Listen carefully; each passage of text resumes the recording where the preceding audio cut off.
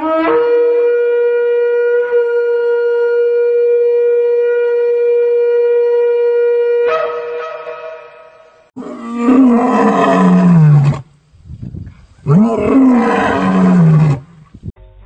peace. Welcome once again, family, to another production of In the Black Radio, family. Back on the air once again after a brief break, family. Definitely glad to be back. In front of the family. For this wonderful, dynamic, explosive evening we're gonna have.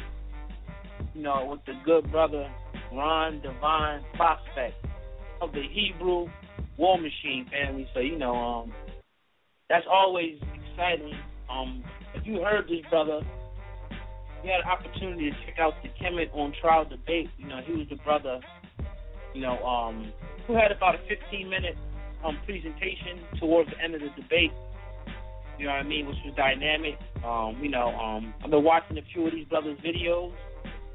And the brother just brings a whole other perspective, from the Hebrew Israelite culture. You know what I'm saying? So, definitely excited to have him. I would tell the family, in advance to, get your pen and pads out. If you have any questions, get it prepared for the brother, because he's here, and, it's very rare that you are able to, sit down and talk to a young man of this caliber. So, family, definitely excited about that. Once again, family, call-in number 619-924-0694. Please press 1 if you want to ask a question, family. Please press 1 if you want to ask a question. And so 619-924-0694.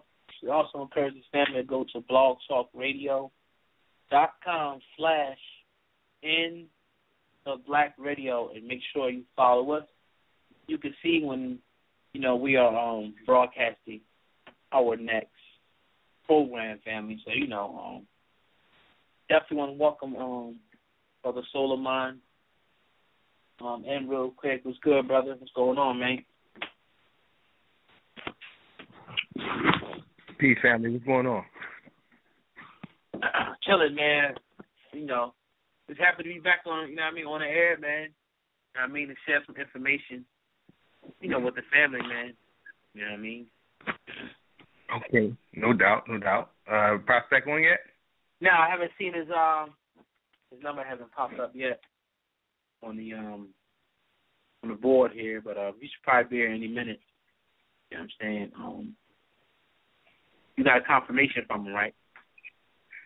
Yes, sir. Okay. Well, yeah, he should probably be on here any minute. Probably getting his stuff together and everything. So, yeah, definitely, family. Also, tomorrow night, we got the brother Nasi Yusufel, coming through. You know what I'm saying? We're going to get a chance to talk to Nasi Yusufel. We see now, in the so-called conscious community, let's keep it real, family. We all pretty much have our eye on this community and what's going on. Sinetta TV has created sort of, like a reality TV for the so-called conscious community. So, we all, watch to see what's going on. We all get information. Some people entertainment, some people get information. You know what I'm saying? But, just watching what's going on lately, we see that, there are a lot of videos being made. One from Nasi Yusufel. I heard Zion Lex just went in tonight on Talk with the Titans. You know what I'm saying? And, it all seems to be centered around, this Kemet on Trial debate. Who exactly is in the debate, what exactly happened in the debate, who didn't get to speak, all this crazy stuff, going on around the debate. Why was somebody like Divine Prospect only given, 15 minutes?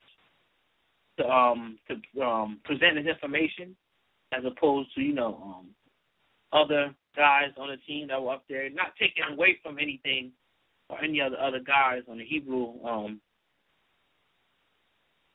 team, but I think this brother had a very dynamic presentation. So, obviously when a brother comes on the line tonight, I would definitely, love if the brother could kind of, even if it's briefly, go into, his presentation, what he was going to share with the family at the Kemet on trial debate, family. So, once again, family, as we wait on the brother, Divine Prospect, to come on the line, you know what I'm saying?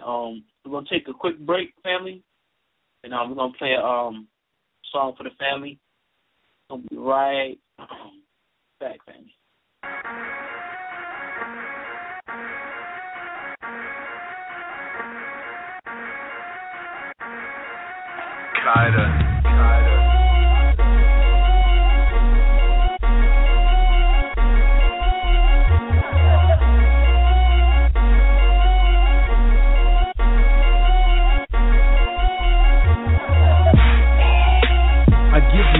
Embody. Hip-hop is life, not a hobby. Hoopers and rappers be copies. Pros, neo-Nazis. Low C notes probably rob me. I wish a nigga would do them like Suge. Set it all off in the lobby. I'm godly, Cleo prophecies. King Rodney, reversing prophecy.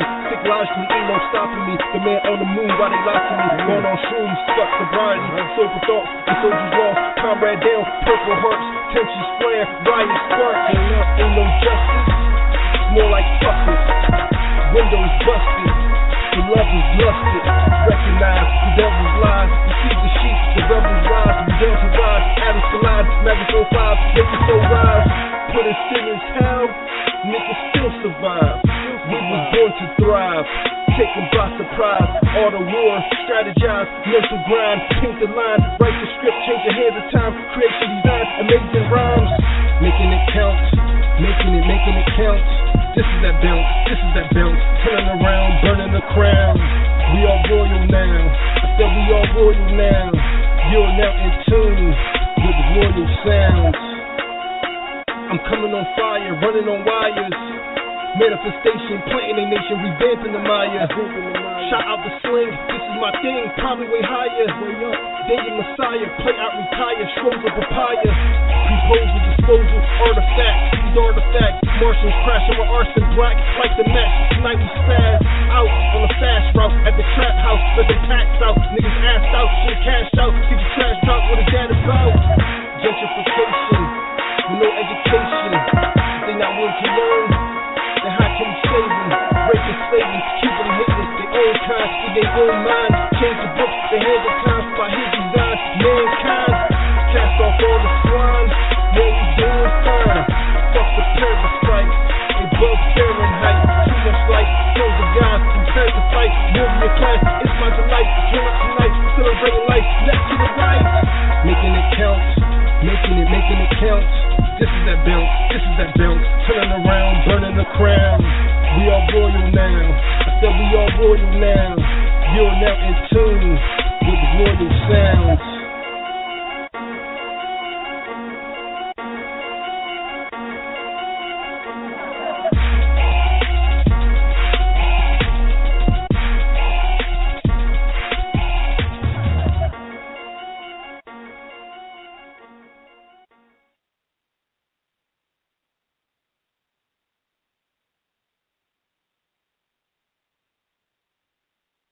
All right, family.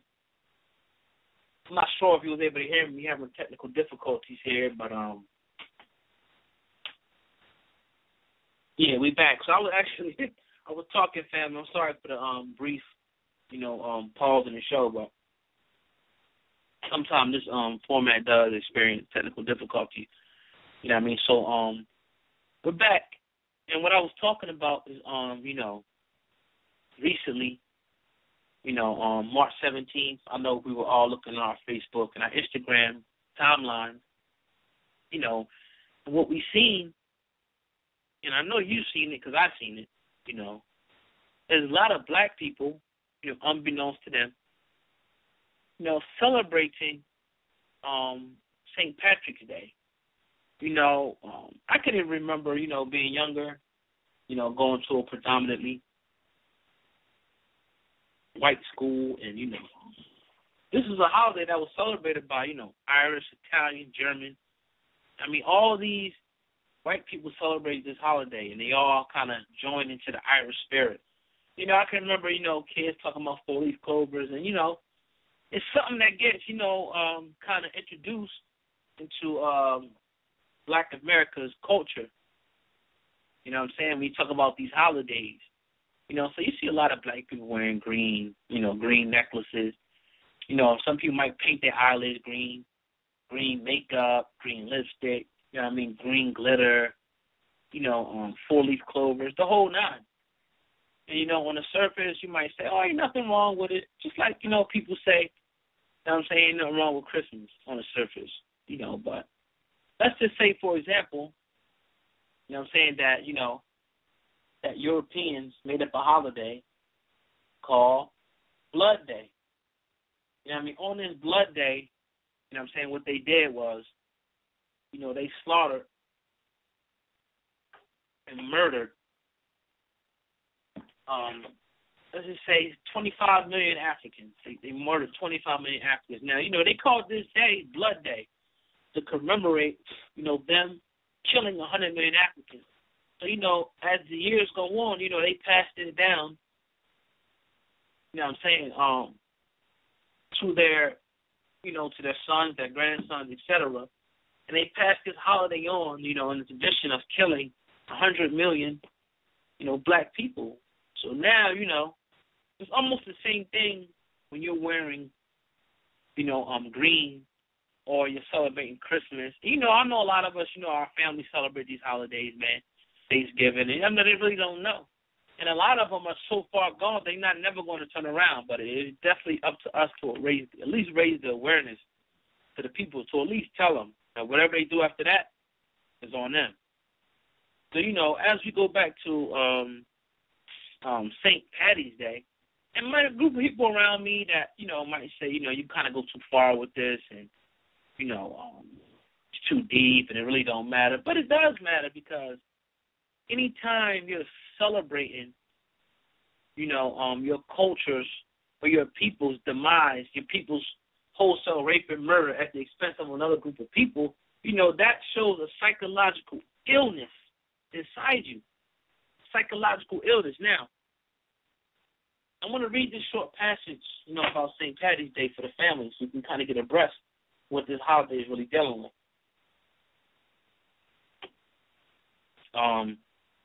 Most of you probably never heard of the Twa. The Twa are a pygmy, small race of people, tribe, that has a history that predates the story of Adam and Eve by almost 8,500 years. The Twa journeyed into Northern Ireland very early in its conception, prior to the influence of the Roman Catholic Church. It had a cultural and technological and philosophical impact on the people there, known as Druids. One of the cultural influence the Druids got from the Twa was the fact they wore a fez, or a head cover, that depicted the African symbol known as a uraeus. That's Uraeus, which is the same snake image you see worn by kings and queens in ancient Kemet.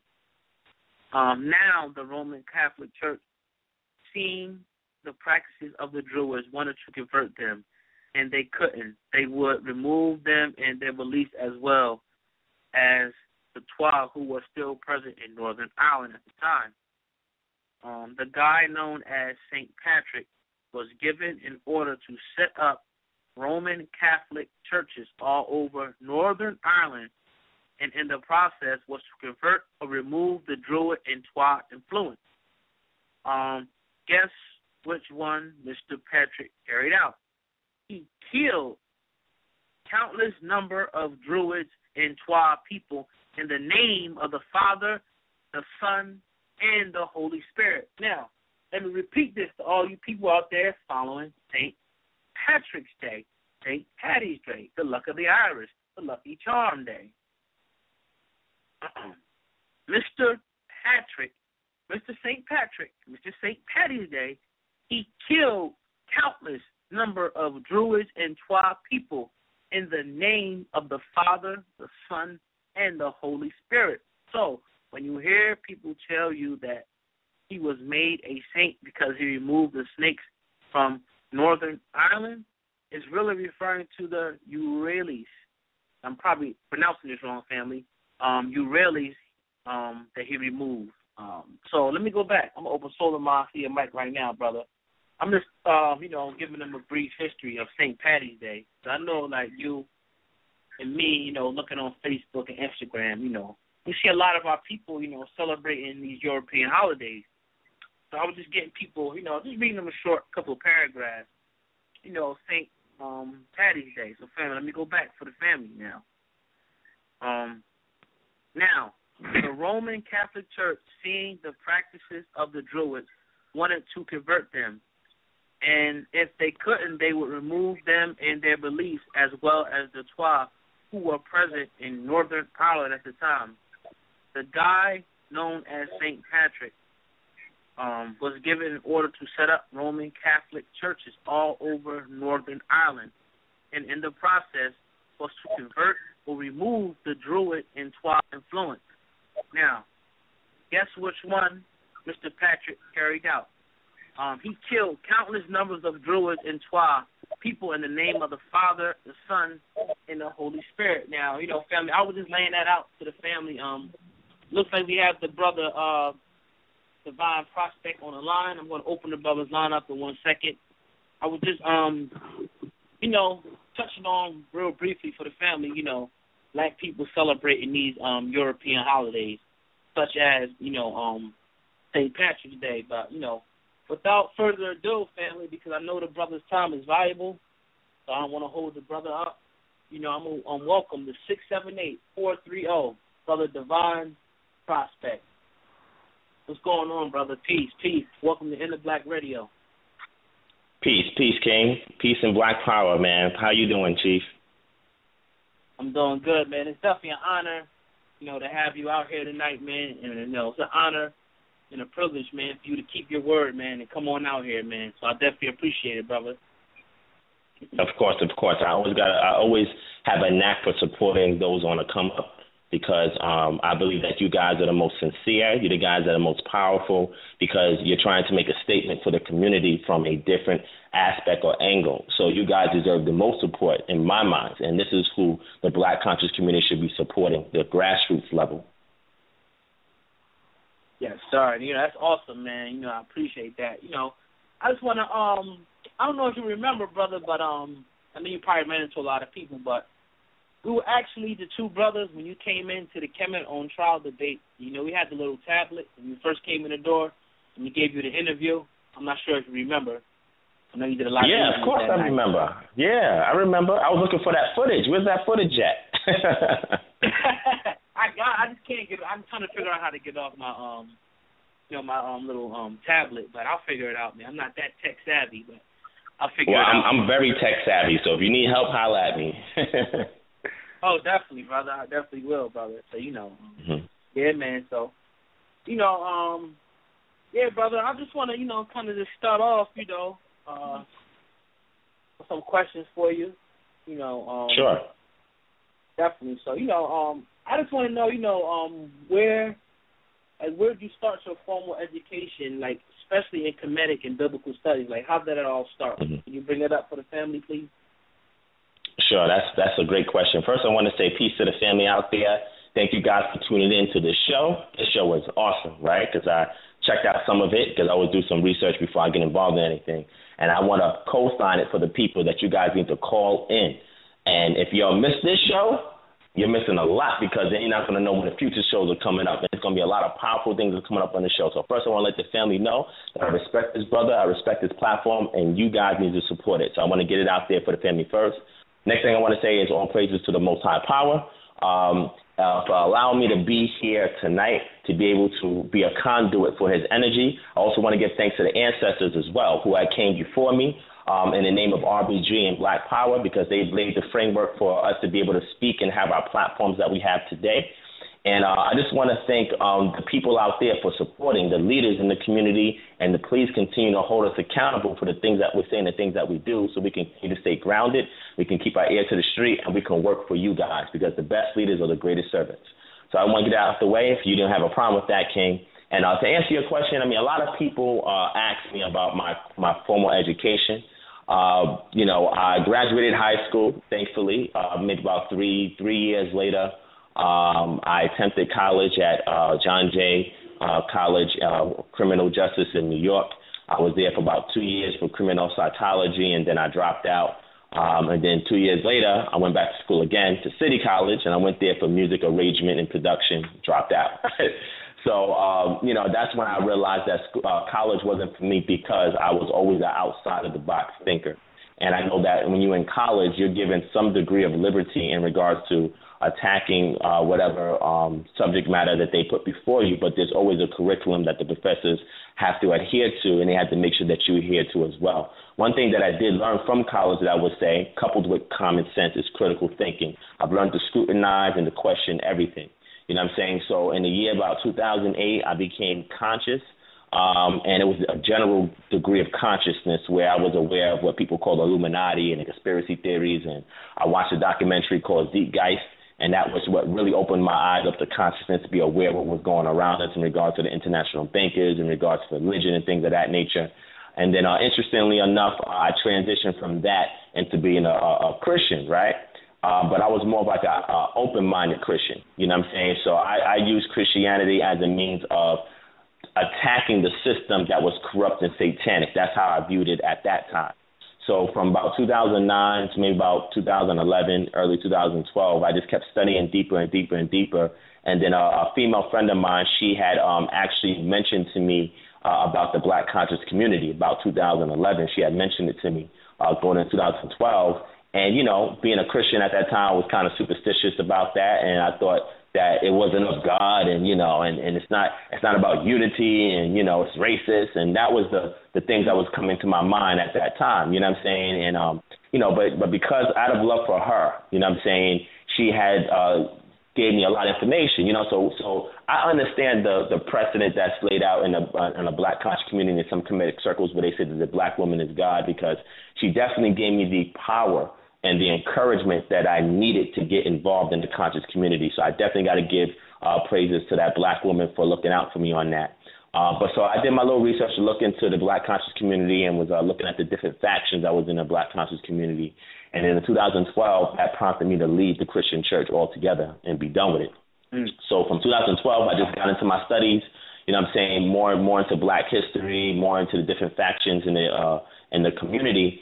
And, that's when I started to do a lot of independent studies, in regards to the different factions. I said, listen, if I'm going to choose or pick an ideology, I have to do so objectively by understanding the other paradigms that's in that community.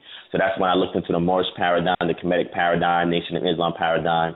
I looked into strictly RBG, who are atheists and don't care nothing about God or religion or anything like that. Looked into the Hebrew Israelite ideology. And then after studying things for a good amount of time, what resonated with me the most was the Hebrew Israelite ideology. Now, a lot of people say to me, well, that probably happened because you was familiar with Christianity, so it was like a transition, just like how you transition from weed and you go to crack or something like that, right?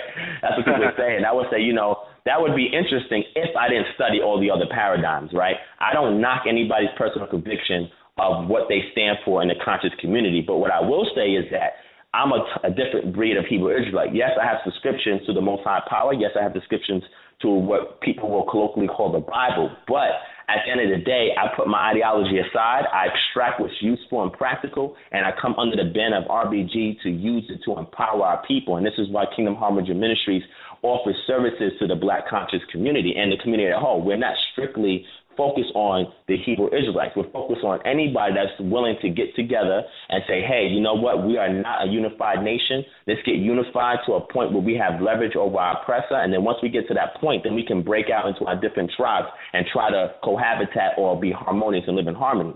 And I learned this by studying Marcus Garvey. I learned this by studying Josiah Ford and Matthew Wentworth, who were Hebrew Israelites that were part of the UNIA. You understand what I'm saying? So my particular pedigree is based off of that lineage of Josiah Ford, Matthew Wentworth, the commandment keepers, because they were all strictly Pan-Africanists, but they also had a Hebraic mindset, right? And then you got your spin-offs such as Yahweh Ben Yahweh, Ben Amin, and all these other individuals who started supporting Africa and the motherland. And then when you get to maybe about the 70s with Abbott Bivens, and then Abbott Bivens spin-off, and then you got the One West camps, then they had a different paradigm of thought. So because I was not groomed in a camp, I'm more of a free thinker, more open-minded, and I say, okay, you know what? I love the spiritual system that's encapsulated in the Hebrew Israelite ideology, but I also admire the black nationalism, the black consciousness, and the black power, because out of that is what flows and what connects me to my people here in America, and my spiritual system that I've extracted from the Hebrew Israelite consciousness. I've interjected into that to create a fusion or a hybrid that allows me to interface and exchange with other brothers and sisters that's on a come up to uplift our people, empower our people, and mobilize and organize to move us forward so we can be a force to reckon with and we can be a unified nation. So hopefully that answers your question, my brother. Oh, no doubt, brother. Definitely more than answers my question, brother. Yeah, just definitely want to, see your background. Your story is almost kind of similar to mine because, I had a little bit of college, but I never finished. And, like you said, the critical thinking skills, man, is probably like the most important thing, that I got out of college also. Was how to, analyze, think analytically, and break things down, man, and don't just believe what you're told, but, kind of go further in your research. Definitely.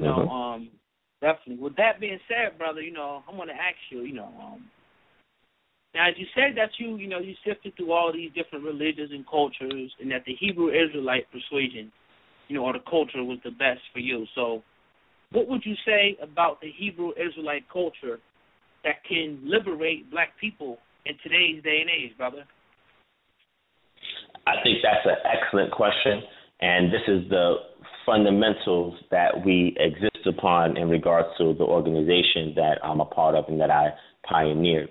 I think the problem is that a lot of people who use the Bible, they use it from a dogmatic, zealous kind of position.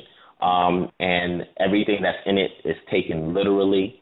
And because it's taken literally, a lot of people follow the precepts line by line, which is nothing wrong with that personal conviction. Me, on the other hand, my thing is to look at this ancient paradigm and say, how can we modernize it? This is what worked for the people at that time because of the different circumstances and situations that they encountered. But now we're talking about 1,000 years later, and it's a totally different environment, totally different social ills that we're experiencing here as black people under a different degree of captivity. So how can we look at the precepts from the ancient past, and how can we transmute it into a format that we can utilize today? So when we look at the Hebrew paradigm, and when you study a lot of the precepts that the deist, a deist or deism is an individual that believes that there's a creative power, but they believe that this power has left the world to run on natural laws and the men that are here to govern the earth. So the deists that founded this country, right, which some people will call the forefathers of America, they were not Christians, right? They were deists. So what they did was they believed in a creative power, but they didn't believe in the dogma of religion. So what they did was they extracted different things from the past, such as different cultures such as Mesopotamia, Egypt, ancient Israel. And what they did was they codified it into a system that they can utilize to create a brand new nation here in America. Well, why is that important? Well, if you look at how America is set up now based on contract law or covenant law, right? So when you understand what contract law or covenant law is, then you understand that that is what makes up the basis of the law system and statutes here in America. Now, a lot of this was taken from Rome, but some of it was also taken from Egypt and ancient Israel. The reason why I'm bringing this up is because if you look at contract law, that's exactly what the scriptures is about. It's about contract law. It's about covenant law, right? So when you understand contract law, then you understand how to deal with your oppressor. So one of the things that I use is that in the scriptures, Yahushua, who we call the Mashiach from the New Covenant, right? He was speaking on contract law. And he was saying things that a lot of people, even today, when I ask them to interpret those particular passages, they have difficulty because they're not understanding contract or covenant law. So one of those situations is that he was telling a story well, not a story, but he was giving advice to somebody. And he said to the person, agree with your adversary quickly. And the reason why he said that is because if you don't agree with your adversary quickly, you will be taken to judge. And when you get taken to judge, you will be convicted. And once you're convicted, then you will be in prison, and you won't be released from prison until you pay every last cent. Now, why is that important? What does that have to do with anything? That has to do with a lot. And I'm going to explain it. What that has to do with it was called conditional acceptance. When you deal with law, contract law, you have what's called honor and dishonor. To be honorable, well, let's stick with dishonor first. To be dishonorable, if somebody serves you a notice, whatever the notice would be, it could be a notice for child support, it could be a notice from a bill collector, it could be a notice from the IRS. When somebody serves you a notice, what they're trying to do is get you involved in controversy. And how do you get in controversy? By disputing and arguing. That's how you get into controversy, because you're not showing the powers that be that you can govern your own affairs. Well, why is this important? Because two ways you can honor dishonorably is either you take the notice and ignore it, and when you ignore it, then they're going to subpoena you to come to court, and when you fail to show up, then that means your silence is consent, and they can rule without you being present, and you will automatically be in dishonor. Therefore, they're going to render the judgment against you. The second thing you could do that's dishonorable is call back and say, hey, I don't effing owe anything, and this, and that, and argue and say, yo, I dispute this.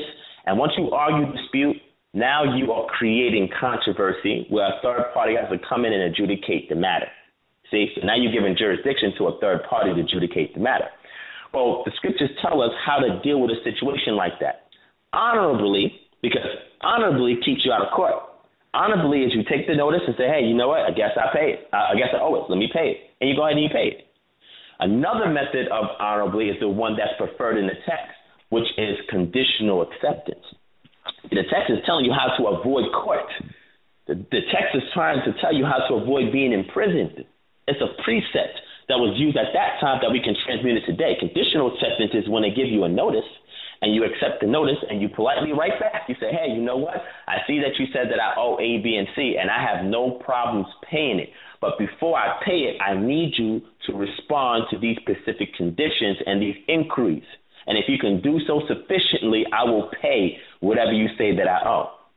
That keeps you out of court because now the matter's between you and a private party, and you're not creating any controversy or you're not creating any dispute that will bring you before a judge who more than likely is going to rule against you because you're in dishonor and put you into prison until you pay every last cent that you owe.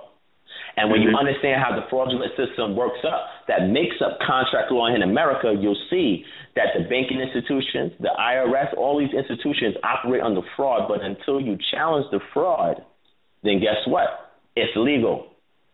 So the scriptures give you a precept or what's called a remedy and recourse on how to deal with real life situations.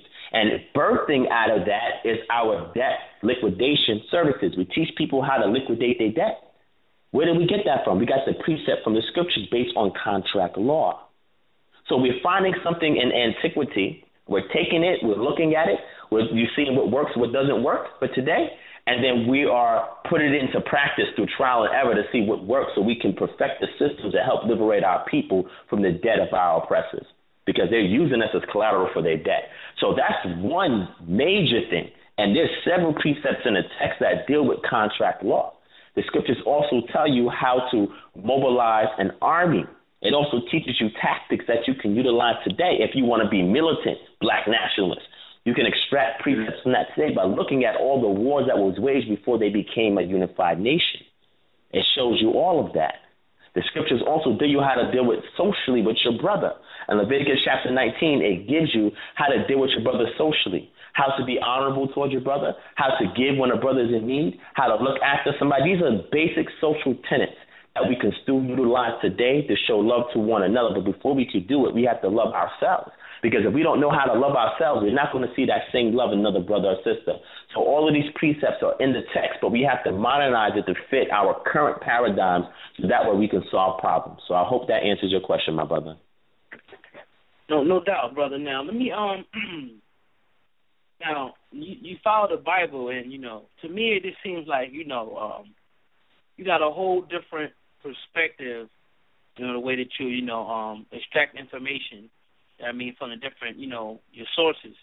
So with the Bible now, do you deal with, the New Testament or the Old Testament? And what will be the fundamental differences between, I would say, your brand of Hebrew Israelite and the One West, brand of Hebrew Israelite? On the question, please. Yeah, that was an excellent question. I get asked that all the time because people don't know, and that's good. Right. And the reason why I say that's good is because it allows me to continually be objective. This way I know that I'm being objective, but people have to ask questions in regard to my position. So to answer your question, you said, what kind of Hebrew Israelite am I? I'm a Messianic Hebrew. So a Messianic Hebrew is a Hebrew that believes that the Mashiach was Yahushua in the New Testament, right? So I believe in everything in the scriptures. Well, let me rephrase that.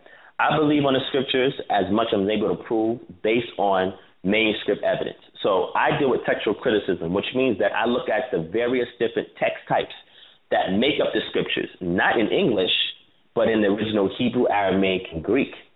So when I get asked a question on that, I have to be able to convey my position based on the evidence that I can show. So to answer your question, I'm a Messianic Hebrew because I accept the New Testament, but I accept it based on the earliest manuscript evidence.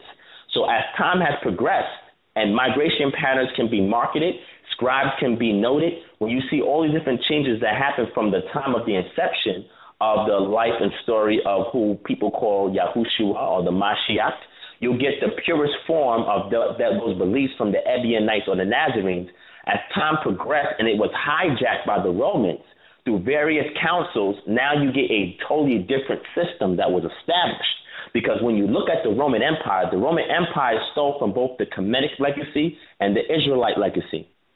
See, a lot of people don't study this paradigm because when the Romans first came on the scene, they got their precepts from the Greeks, who got their precepts from who? The ancient Cometians. So they created a system that they did not inherit on their own, but they stole once they invaded, and now they adopted it as their own. Now, as time progressed and a different paradigm shifted, now we have this individual on the scene by Yahushua who was causing all of this uproar, who was a revolutionary of his time. Now we see how powerful his message was to the people. And we say, hey, how can we take this since we can't kill off all his followers, and how can we co-opt it into our political paradigm? So what they did was, as a parasite, they leashed onto that, they sucked the life out of it, they made it their own. And now you come with a totally different paradigm with the Roman Empire, who transfers into what we call the Roman Catholic system. So to go back and answer your question as far as the precepts that I have that make me different than the One West camp, shout out to all my brothers in the One West camps. Tazaria from ISUPK. We got Danya Allah from Lions of Israel. I got my brother Hashar from AOC. So I have different brothers that are in that paradigm, and I don't hate or dispute with them based on their own personal convictions because I look for the things that bridge us together.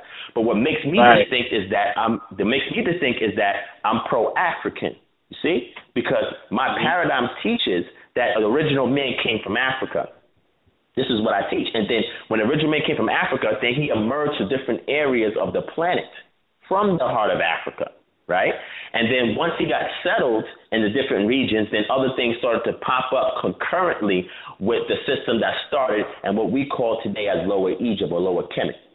So you have to look at the different spiritual systems and try to pinpoint the common ancestors so you can create a bridge of unity. Now, the brothers in the One West camps, based on the teaching that they had, they looked at the paradigm of the transatlantic slave trade. And what they reasoned is that the people that sold us into slavery were not our brothers, because if they were, how could Africans who love other Africans sell their own people into slavery? So this is when they identified those Africans as not being the same stock of people as the ones that they sold into slavery, and this created their disdain for Africa. And this is when they start to use the Hamitic and Semitic differences and say we're two separate people. When interestingly enough, this particular doctrine did not come on the scene until 1973 and later. Prior to 1973, you will not see any Hebrew Israelite community that hated Africa. So they didn't see it from those lenses. They actually embraced Africa. And again, I named several individuals that worked alongside the Marcus Garvey and the pro-African movement, the pro-black nationalist movement, to help to advance us. Even if you look at Chicago, the street gangs in Chicago is where you had a lot of other Hebrew Israelite camps come from, the streets of Chicago. And these were revolutionaries in Chicago. You see? So they were never against Africa. They never beefed with Africa, right? So what makes my paradigm different is that I incorporate Africa because Israel, or the Levant region, is part of Northeast Africa. If you look at it from a geological perspective, dealing with tectonic plates, it's the same piece of land. So my thing was that Hebrew Israelites were more in Africa than any other place on this planet. We've been in Africa when we went to quote-unquote Egypt for 480 years. We should sojourn in Egypt. Then we left out of, well, first we came in from Abraham, from Canaan into Egypt, and we stayed in Egypt for 400 plus years, and then we left out of Egypt into the land of Canaan. We were there for a couple of hundred years, and then when we went into captivity from the Assyrians and Babylonians, and then eventually the Greeks and the Romans, most of us ran into Africa. And we stayed in Africa for hundreds and hundreds of years when we had communities in Africa. We lived alongside the indigenous people in Africa who we call the Hamites. And we was there for X amount of time before getting taken out of Africa and brought over here to America. So why would I bang on Africa when the majority of our existence dealt with the Africans? And not even that, when we left out of Egypt, we had Africans with us. We had Cushites with us. We had Kemites with us. And not even that, when we settled in Canaan, there were Hamites. We believe that the Hamites settled in Canaan, and that's for the progenitor of the Africans, and we intermingle with them as well. So why would I hate the African or the Hamitic people when the Hamitic people has always intermingled and been a part of the Hebrew Israelite movement before we got into our transatlantic captivity and afterwards? So my paradigm of thought is where I include the motherland of Africa. I look at the spiritual systems in Africa, and I deal with the scriptures from a pre-exilic position. What's pre-exilic?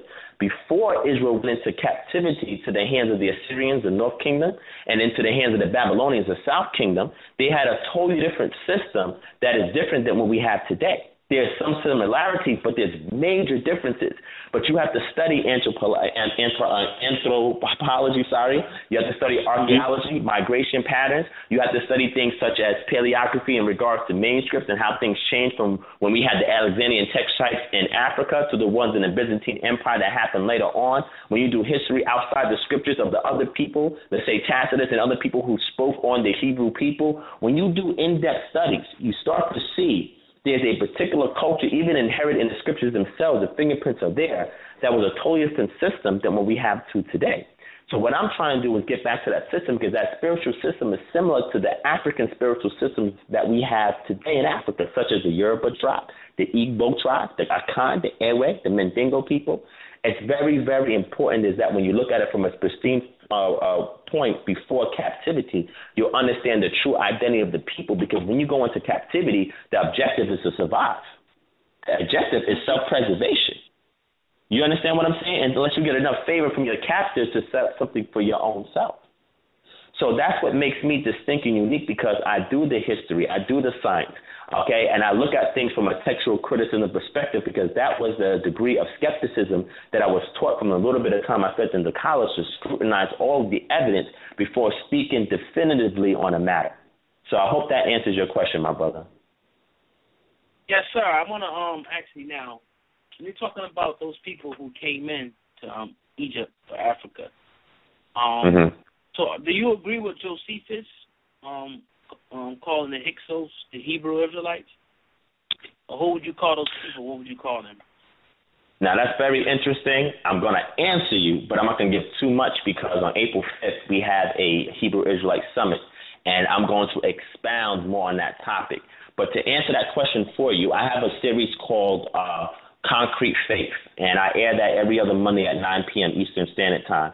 And anybody that's listening, if you guys want to check it out, you can type in Kingdom Harbinger Ministries in YouTube and click on my YouTube channel. I have about 3 episodes up there, and you can definitely check that out, because that will give you a lot of good objective information in regards to Hebrew Israelite ideology.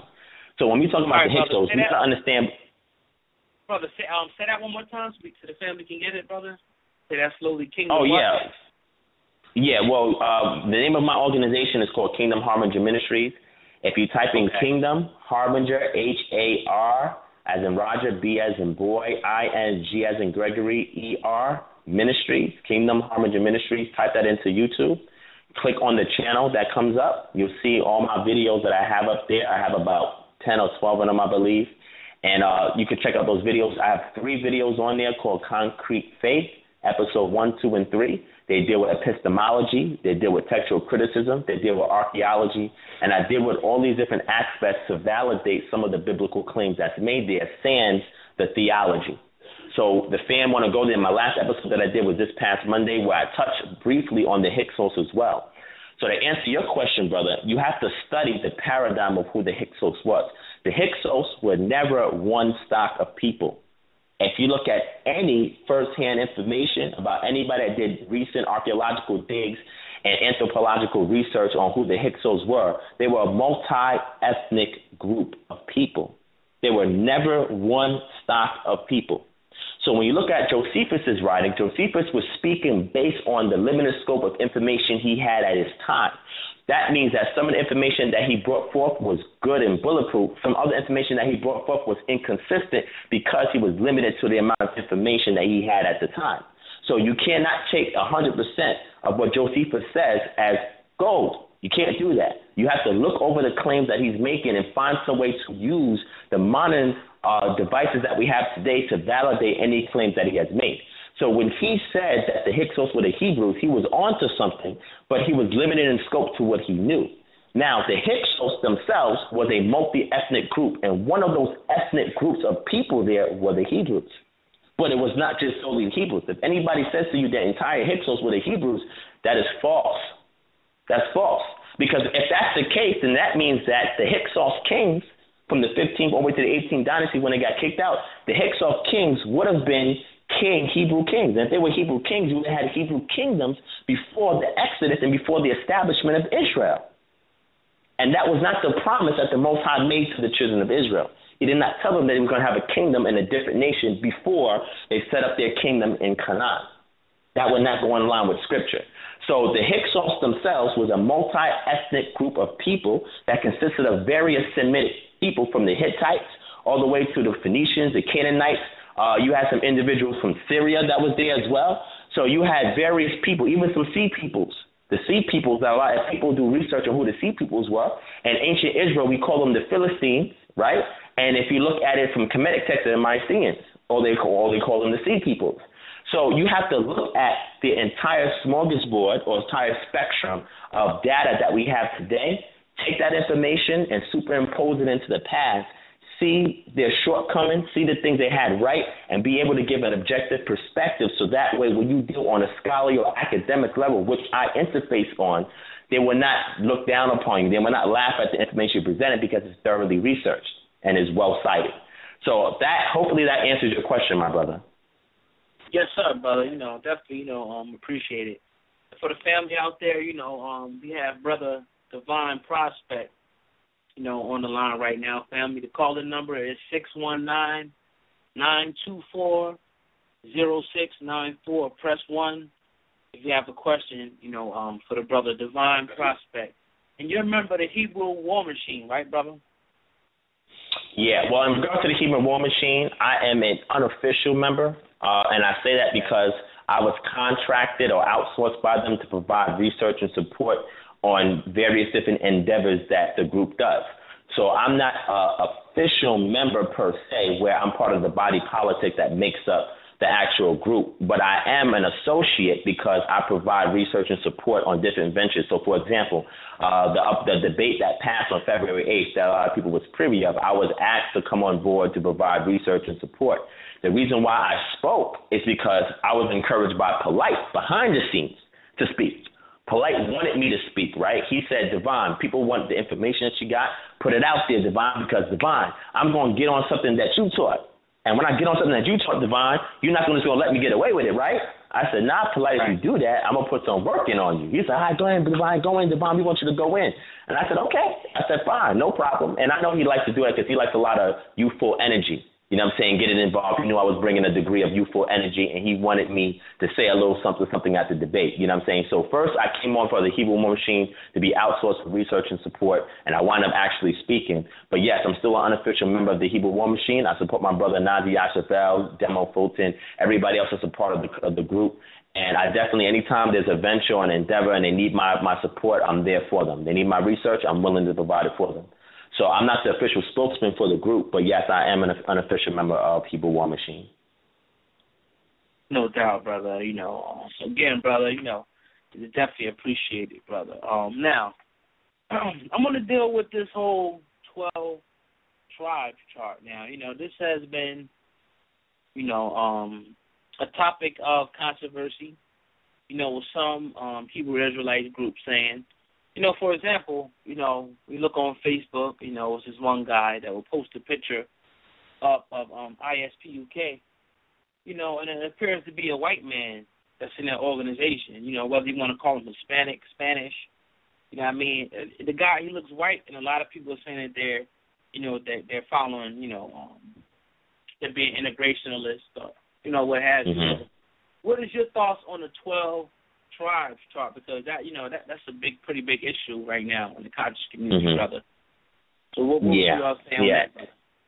Yeah, and I would say that what brought it to the forefront of the conscious community was Brother Polite, Brother Reggie, and a couple of other adherents to the Kemetic paradigm, where they were questioning this because of the integration that was inherent in the actual doctrine itself, where it was bringing in Latinos, Native Americans, and anybody that had the spirit of a quote-unquote Hebrew Israelite can just come in and just be brought in.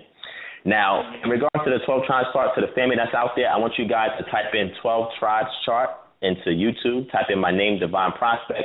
You'll see that we did a Google Hangouts on this particular topic.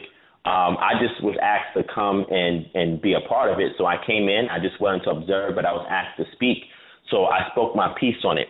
Now, in regards to the 12 tribes chart, me personally, myself, I do not subscribe to it, not at all. But I understand objectively why some of my peers have a personal conviction in regard to the 12 tribes chart and how they decipher prophecy in the scriptures themselves. So I don't knock them for that particular perspective, because it has brought a lot of brothers into the consciousness community to be aware of certain things. So I see the good that it has done, but I personally myself, because I cannot validate it with anything extra biblically, I don't go gung-ho on something that I cannot fully support extra biblically when I'm speaking to people who don't subscribe to my particular worldview. So in regard to the 12 tribes chart, yes, it was created.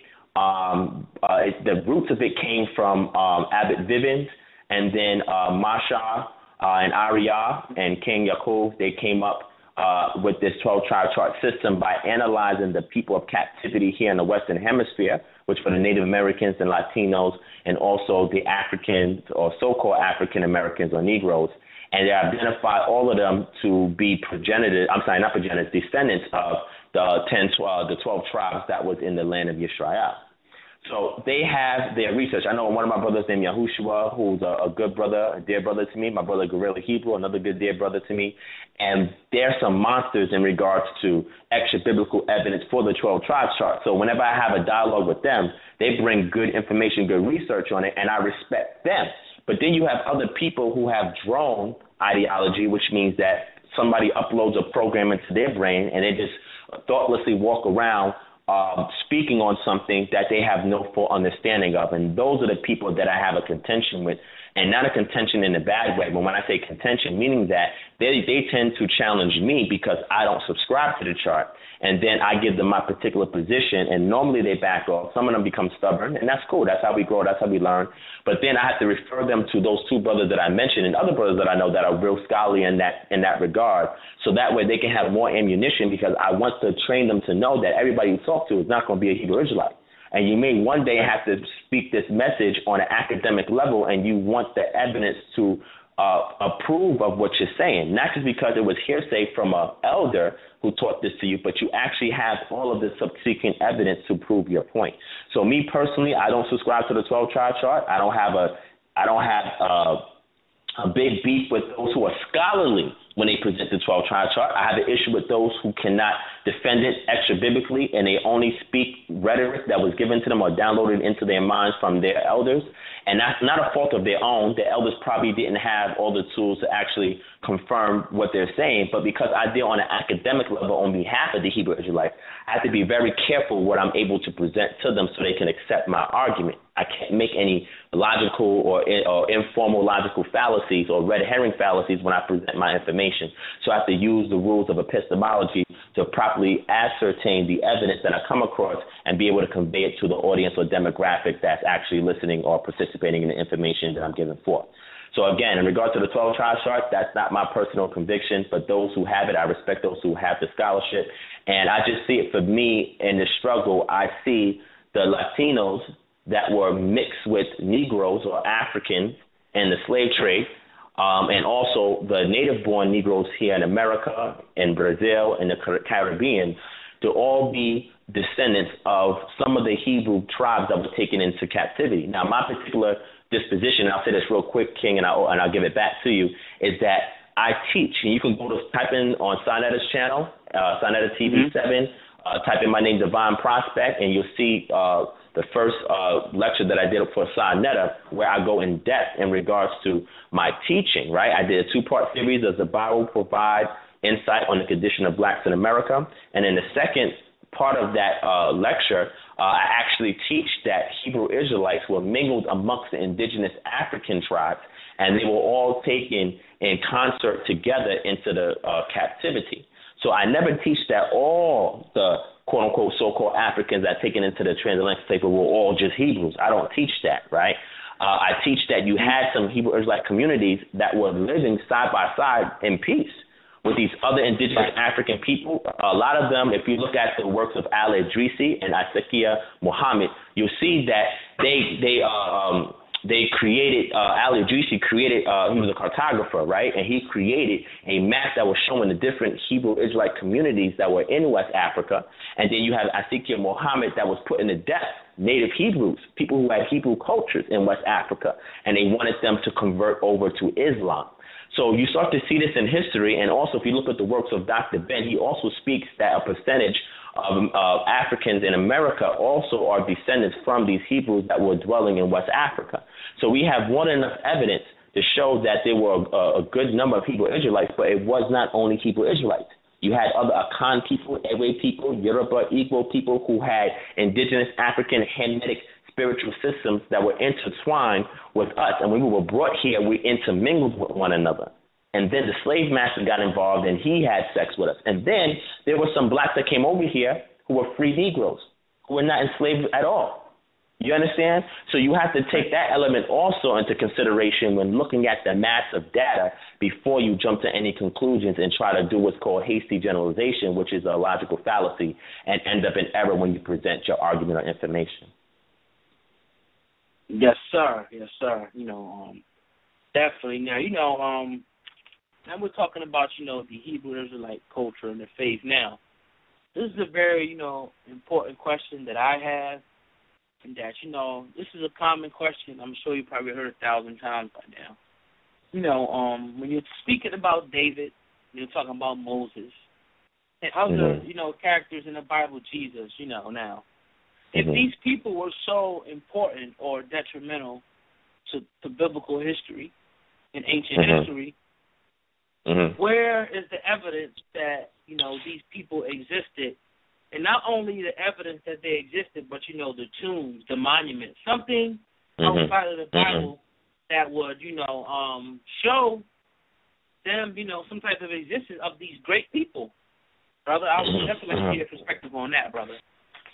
Yeah, that's awesome, and I thank you for asking me that because I think that challenge should go through the entire Hebrew Israelite community, and I've seen that it has, and it has not really been thoroughly answered. I've seen a handful of brothers attempt to resolve that particular discrepancy, but they were not very meticulous in their presentation, but they did touch on a lot of evidence that actually rebutted that particular concern.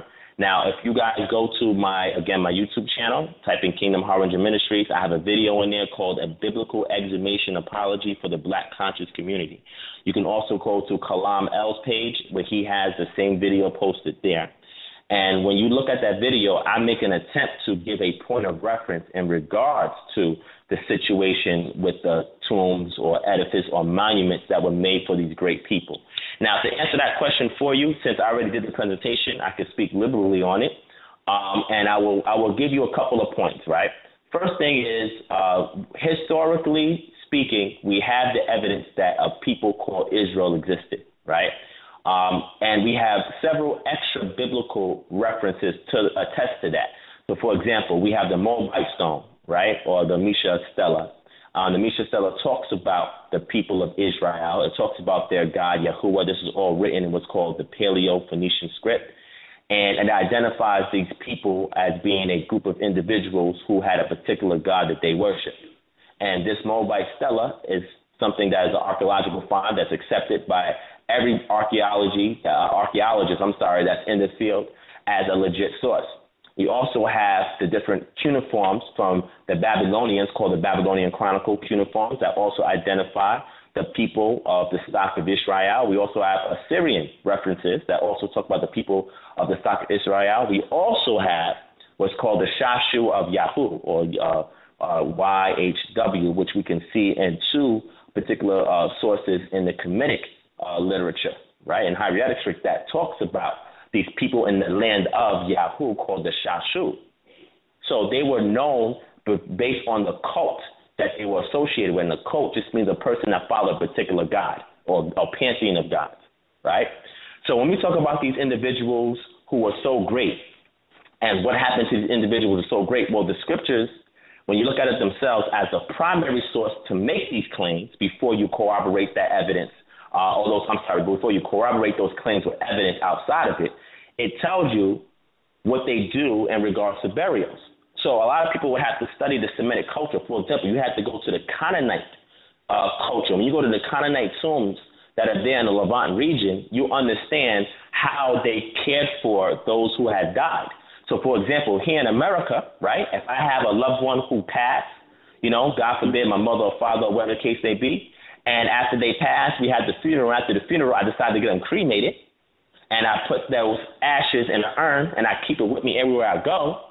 I'm not going to have a burial site for them. I may have a tombstone on some piece of land somewhere, but their body is not going to be there. So that urn I keep with me everywhere I go. Now, let's say, for example, my house is raided or robbed, okay? Let's say, for example, I get evicted out of my house and I lose all of my important items. And then I try to go back and cover the urn, and nobody knows what happened to my urn. And somebody asks me, did you really have a mother or father? And I say, yes. They said, well, show me their grave. And I take them to the grave, and they dig the grave up, and there's no bones and there's no body there. Then it's like, oh, your parents didn't really exist. So what the Hebrew Israelites did, and they were a part of the Canaanite culture of people, is that they made rock-cut tombs for the dead. And they will put the dead in these rock-cut tombs.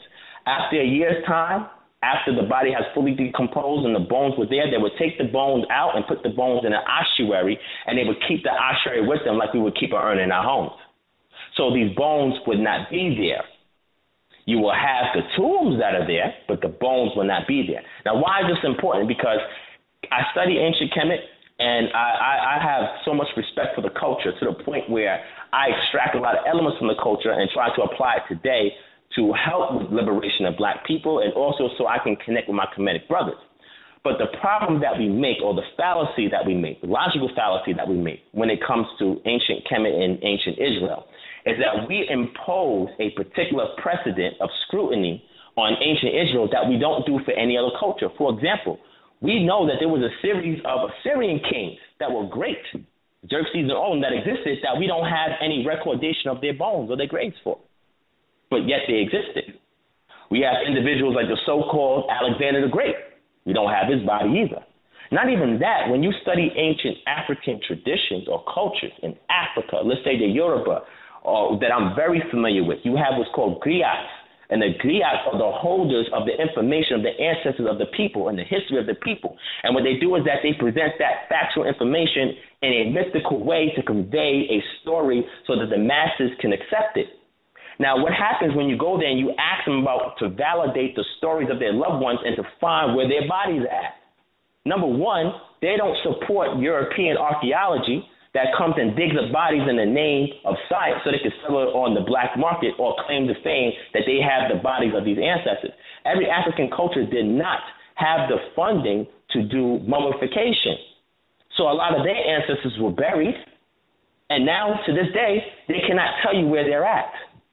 So are we going to say that all the stories that they're telling us are lies, that the griots are telling us? Because most of these griots do not have anything written down.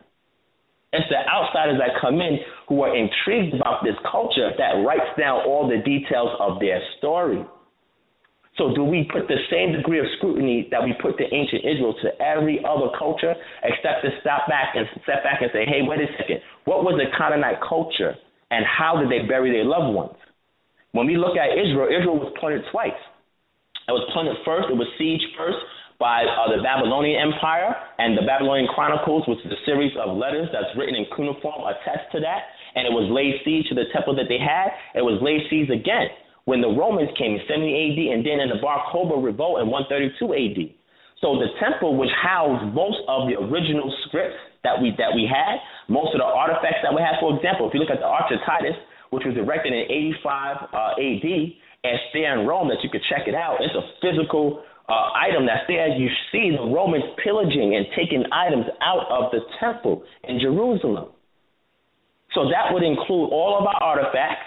That would include all of our scripts, because when we look at the Ark of the Covenant, the book of the law was placed on the side of the Ark, and inside the Ark you had the 2 tablets of stone. We lost all of that. So we're losing all of these items that can link us for surety to the people who we say that were great. Because, again, on my page, you'll see that we have what's called T1 and T2, which are 2 tombs that we have found that has housed David or Dawid and has housed other kings. But the way that they set it up was that they didn't make it elaborate because they didn't want their tombs to be disturbed. So it was later, again, if you go to my video, you'll get to see everything that I'm saying. I have all the evidence, all the citations, everything for it. But the bottom line that I will say for you, brother, is that when people ask that question, I don't get mad or anything. I welcome that because it helps to make me better, and it's a challenge to say, how can I rise up to this challenge? And then after I convey it to them, like I gave you the shorthand, but once I give them the long in-depth with citations and evidence, they no longer ask that question if they want to be objective, because then I have to ask them, is it ma'at for you to have the bodies of your ancestors in a museum that somebody's making money for, and they're charging you to come see your own ancestors? Why don't we have our own museums, and why are our ancestors not in our museums? If that is ma'at, because the commissions in regards to the suits went through great lengths to ensure that nobody disturbed their tombs. You know why? Because when it comes to the veneration of the dead, how they set up a system of spells to get them through Amduat, it was very crucial for their bodies not to be disturbed, because now you're interrupting the Kadaba and the Ankh process that keeps them immortal. And if you go back to commission records that I also mentioned in that lecture, you'll see that people were robbing the graves of the Nasuts. You'll see that in the Old Kingdom, curses was written upon the tombs of the Old Kingdom pharaohs for anybody that came into the tombs and disrupted the bodies. Even if you look at all the kings lists that we have, the Turin's kings list that we have, the Palermo stone that we have, the tomb of Sakara, all of these kings lists that we have, they are Nasuts that are not yet accounted for. So are we going to say that they didn't exist because we don't have those bodies? No, we have to look at the evidence that's there to see why we don't have these bodies or where they may have been buried at. So this is just being very objective and very honest and very fair when you're dealing with a particular matter by taking the growth of data into consideration and using deductive analysis of reasoning out what can be applied and what needs to be left behind. So I hope that answers your question, my brother. Yes, sir. Yes, sir. I mean, that was awesome, brother. Definitely, brother. Now, to kind of get away from that, I think this would be a good segue into, asking this, question. How can we, we see our this conscious community, we see that, even at the debate, we see that we had a group of, so-called Hebrew Israelites, the so-called Kemetic, RBG, whatever you want to call them, how do we bridge the gap? Because, we see that, and this is one of my problems with the conscious community, is that when you see these debates, to me it's a good thing, but then it's like a catch-22 because, you see that, on one hand, it's black people coming together, but on the other hand, it's black people fighting and backbiting. I mean, you see Nazi, Yusufel, making videos about Polite. Zion Lex, I heard one in earlier on Polite. I want to ask you about the debate in a minute, but, how can we bridge the gap between Kemetic studies and Hebrew Israelite studies so we can come as one and be a unified force, brother? I mean, what is your strategy? Because I know that I've seen one of your videos and doing my research that, you were trying to, kind of be the person who bridges the gap between the two communities. So what are the strategies? What can we do to kind of bridge the gap, brother? My question. Well, first, that's a very good question, and that requires a lot of feedback because there's no one simple answer. And you'll see that I try to be very honest when I answer a question, and that particular stance is no one answer, but there are several suggestions that could be made to get us on one page, right? And what I would say is that we'd have to look at a lot of our leaders who were part of RBG, right? Or what we call for example, Khalid Muhammad. Khalid Muhammad came out of the Nation of Islam, and Khalid Muhammad never denounced his allegiance to the Nation of Islam or his belief in Allah. He never disbelieved that. He never discounted that. But what he understood is that needs to go on the back burner so I can unite with black people in America. And once we get established as a nation, now we can break off in tribes. So the reason why I say that is because when we go back to Marcus Garvey, the Hebrew Israelites that worked with him then, Marcus Garvey was a Catholic / Baptist. He had some Baptist precepts, and then he was a Catholic. But did he let that come before black nationalism? No, he did not. The problem that I see is that we are too religious in the Kemetic community, and we are too religious in the Hebrew Israelite community. And what do I mean by religious? Well, religious is you have particular dogmas that cause you to become or feel that you're more privileged and better than everybody else that's from the same stock as you. Because if you look at it, every person that's a Hebrew Israelite is saying that every brother who's a Kemetic brother is a Hebrew Israelite. They just don't know it. Every brother who's a Kemetic brother says to every Hebrew Israelite brother, you are now very African. You just don't know it. So what we're saying is that we're the same people, but we just don't know it. So ultimately, what is it that's going to unite us? And you know what, brother? There's a lot of solutions that I'm coming out to try and do that. But to be dead honest with you, the only way that will happen, and my personal belief, to a degree that's going to be paramount, is when we start being persecuted by white supremacy in America. White supremacy has so many different laws. People don't even watch C-SPAN. People don't even read these bills that's being passed. There's so many domestic operations that are taking place today to put us in camps based on color. And then what they're going to do is see who is going to align themselves with the white supremacist system and who is going to be the revolutionaries against the white supremacist system. Because if you look at the doctrines of both the Kemetic community, those who subscribe to RBG, and the black nationalists that's in the Hebrew Israelite community, they all bang on the quote-unquote white man and say the quote-unquote white man's the devil. The quote-unquote white man is our oppressor. And we need to be prepared to fight this white man. Now, the Hebrew Israelites believe that we should sustain a degree of quality while we're in our captivity until our Mashiach comes on the scene and wages war against the white man, and we side with him and bang on the white man. The Kemetic community who go under the guise of RBG, because every person in the Kemetic community is not an RBG individual. Some of them are just purely religious. They don't care nothing about black nationalism, right? So those who come out RBG said, no, listen, we need to fight this cracker right now. We need to band up and learn military techniques and skills and so forth. All of us are already admitting the same thing, that at some point in time, a great persecution is going to happen with people of the same color skin. So until that time comes, we're going to be deduced to the basic necessities in life, which is self-preservation, food, water, clothing, air, and being able to keep the survival of the generations that are under us. It's only until we get to that point of bitter persecution that we will put aside our differences, band together, fight against our oppressor, and once we have our suppressor submerged, if we're going to fight him either spiritually, we're going to fight him either physically, psychologically, economically, how are we going to fight him? Once we have him at bay and we see that we put our ideological differences aside and we work together as one cohesive whole to do it, once we establish ourselves as an independent nation after that outcome, whether the white supremacist system falls under itself or whether we're fighting against it, then we're going to see that, wow, you know what? When we were together, we're strong. But now that the war is over, let's respectfully go into our different tribes but have what's called a united nation. So anytime a threat rises up, we can come together under one banner and fight that oppressor. So to be wholly honest with you, all I'm doing is sowing the seed so when that time comes, we can band together as one people to fight against this oppressor. And once our oppression is done, then we can band in our own separate tribes, stay together as a unified nation with different factions, and whenever any kind of outside enemy comes about, we know how to band together and fight that enemy. So I hope that answers your question, my brother. And again, that's just one answer out of a million different answers that could be given to answer that question. I'm just answering honestly and objectively.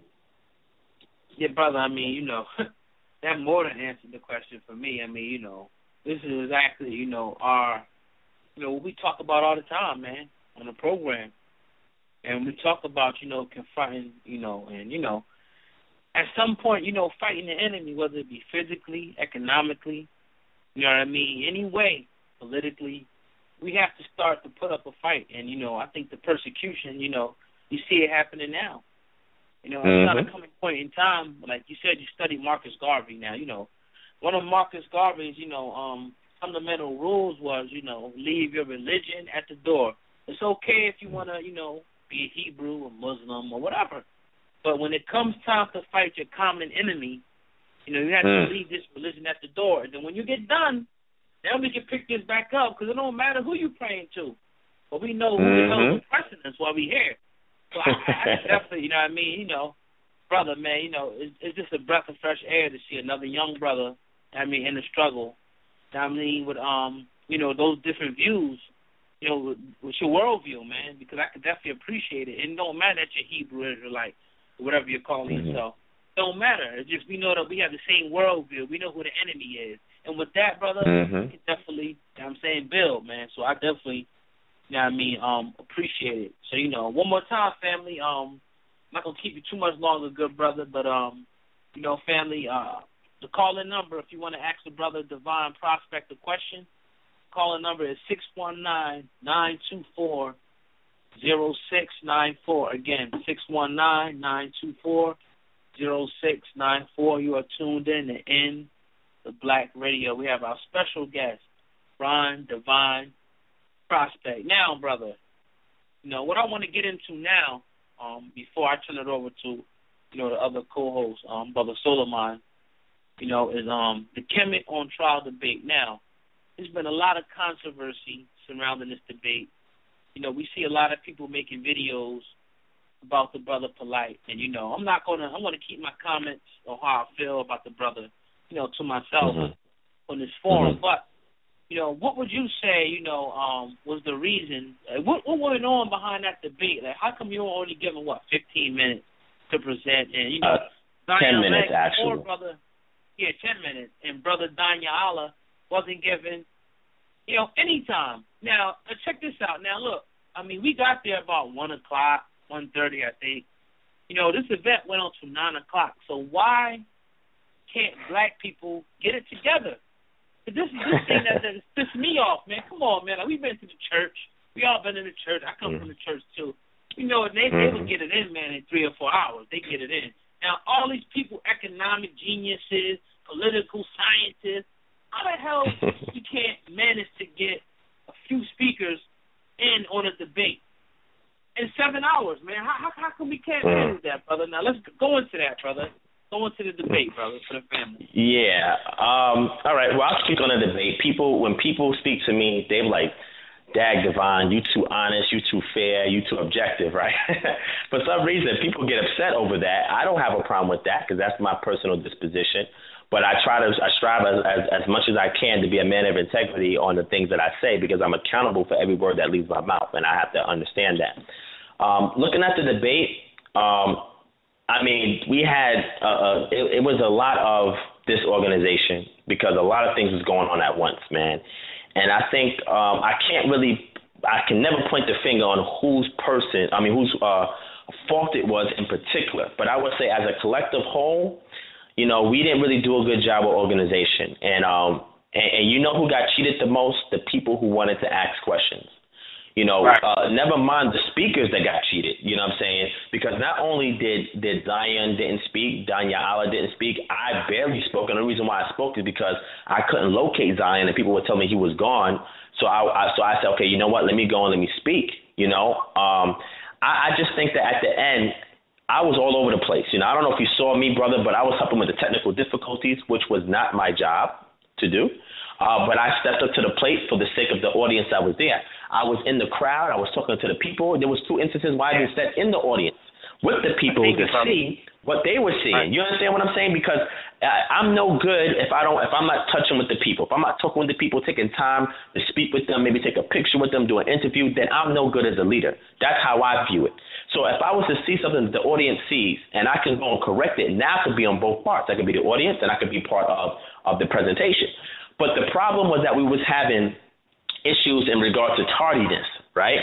Everybody did not show up at the same time. There were different things that kept them from showing up, but they all did not show up at the same time.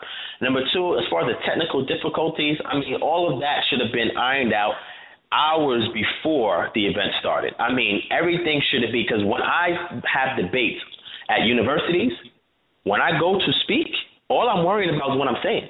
I don't have to do anything. All I do is go there, everything is already established, and I just speak. And then that's it.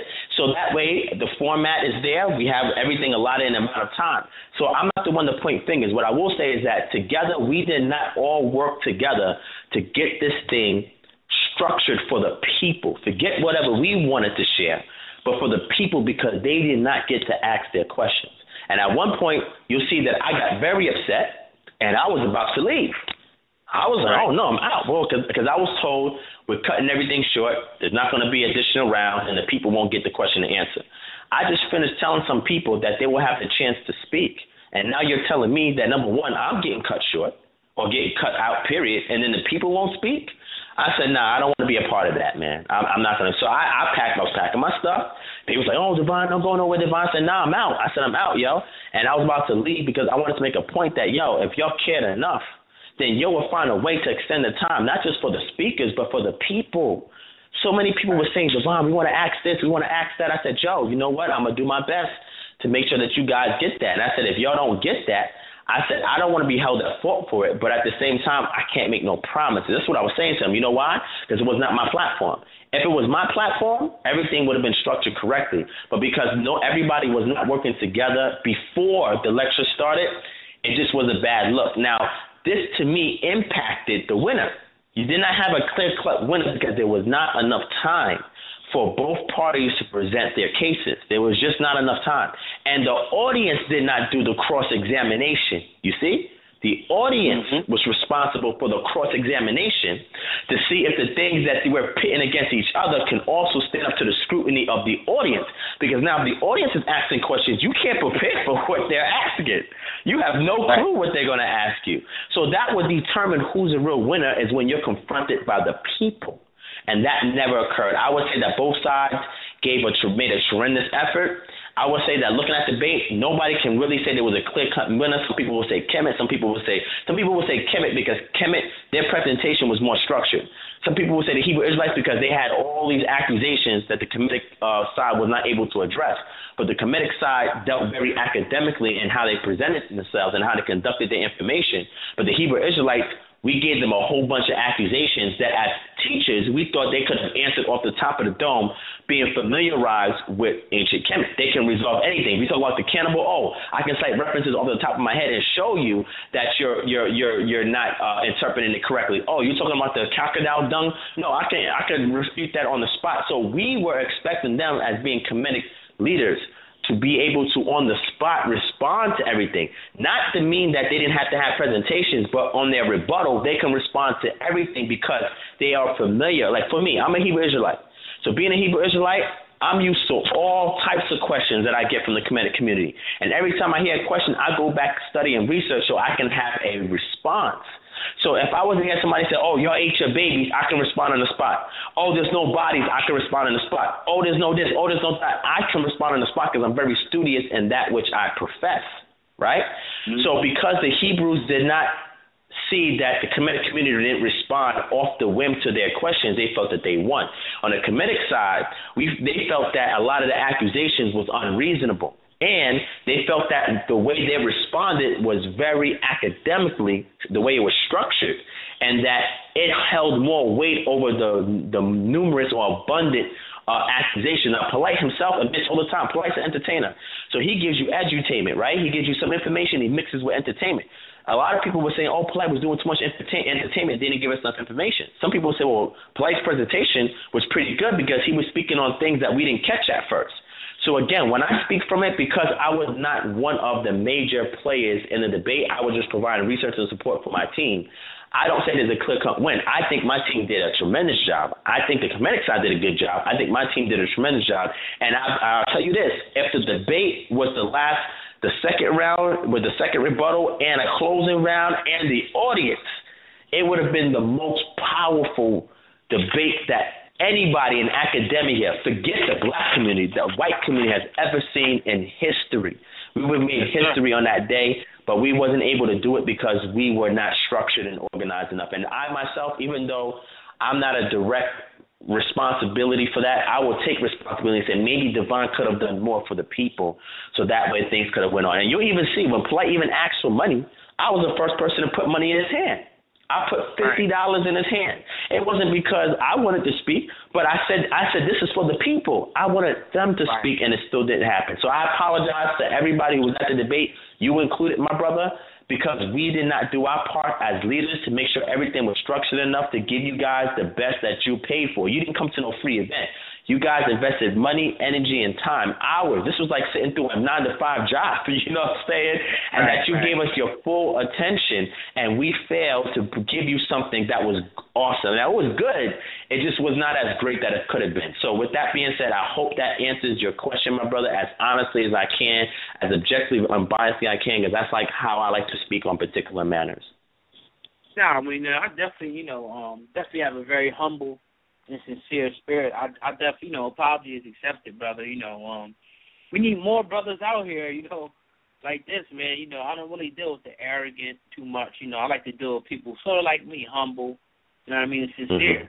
Mm-hmm. We definitely appreciate you, on the platform. I got 314-680.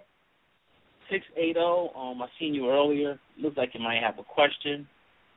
So with your permission, brother, I'll open up this microphone for a question, brother Devon. Is that okay, brother? Okay. Yes, sir. All right.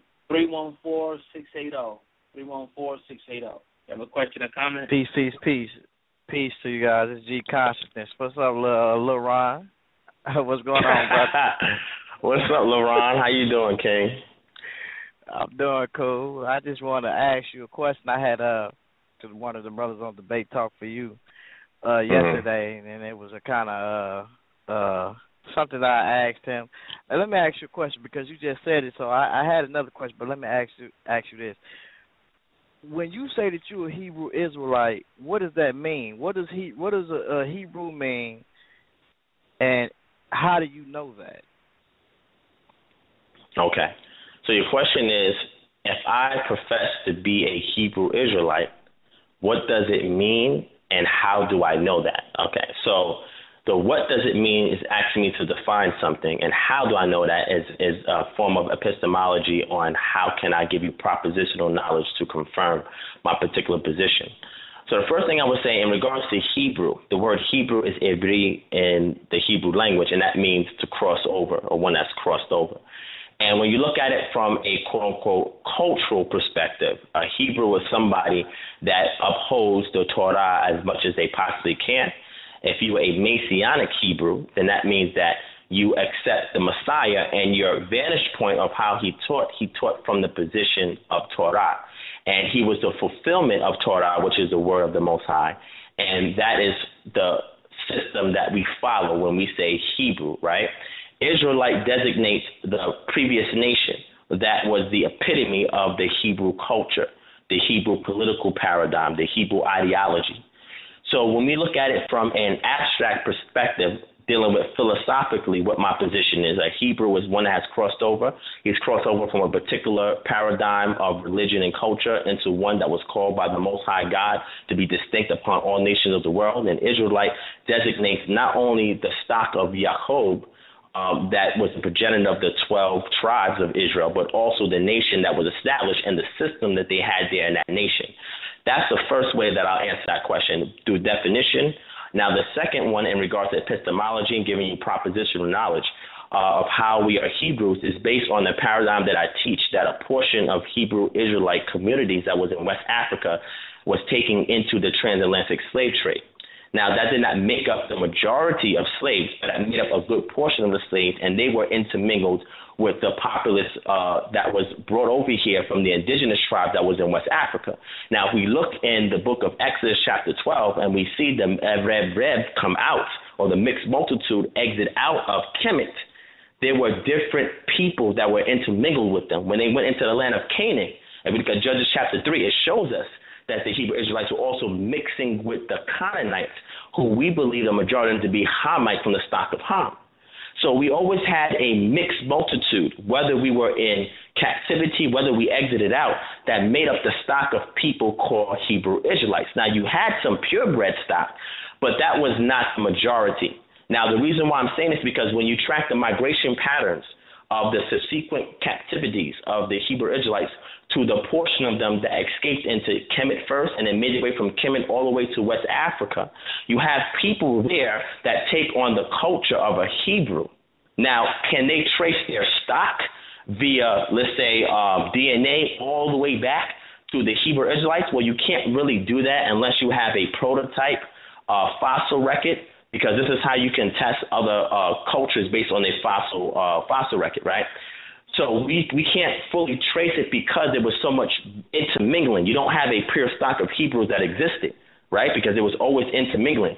So they were identified by the cultural traits that they possessed that made them distinct, made them Hebrews, and those communities were brought into the transatlantic slave trade. And based on their word of mouth that they have taught, that they were from the stock of Abraham, because they traced through their family lineage their migration patterns anthropologically, that they call themselves Hebrews. And this is how I based it off of that propositional knowledge to determine that for the most part I'm able to latch on to the Hebrew Israelite ideology, because a stock of Hebrews did make their way here to America, and they incorporated themselves into the other, well, they didn't have a choice, but they were incorporated into the other mixed multitude that was here. And the ones that identify with the culture of Hebrews are the ones that say they can trace their lineage back through tradition, back to the original ancestors or progenitors, such as the 12 tribes and Jacob. So hopefully that answers your question, and that was the abridged version, my brother. let me ask real quick, because it's just with like anybody that say that they is a Hebrew, deal with they lineage and deal with their blood, like you would have to have some type of speculation. Would you agree? You would need that speculation in order to get to facts. Okay, right. So is there anybody, including yourself, do you have your actual lineage, and can you trace your ancestors all the way back to of what you call a Hebrew? Because you also said crossed over, right? Now, my perception of when you say cross over means to cross over the Euphrates unto the land of Canaan, as we see took place, not far as on a metaphorical or crossing over from one profession of belief to another one, but to actually cross over the Euphrates unto the land of Canaan, and so to speak.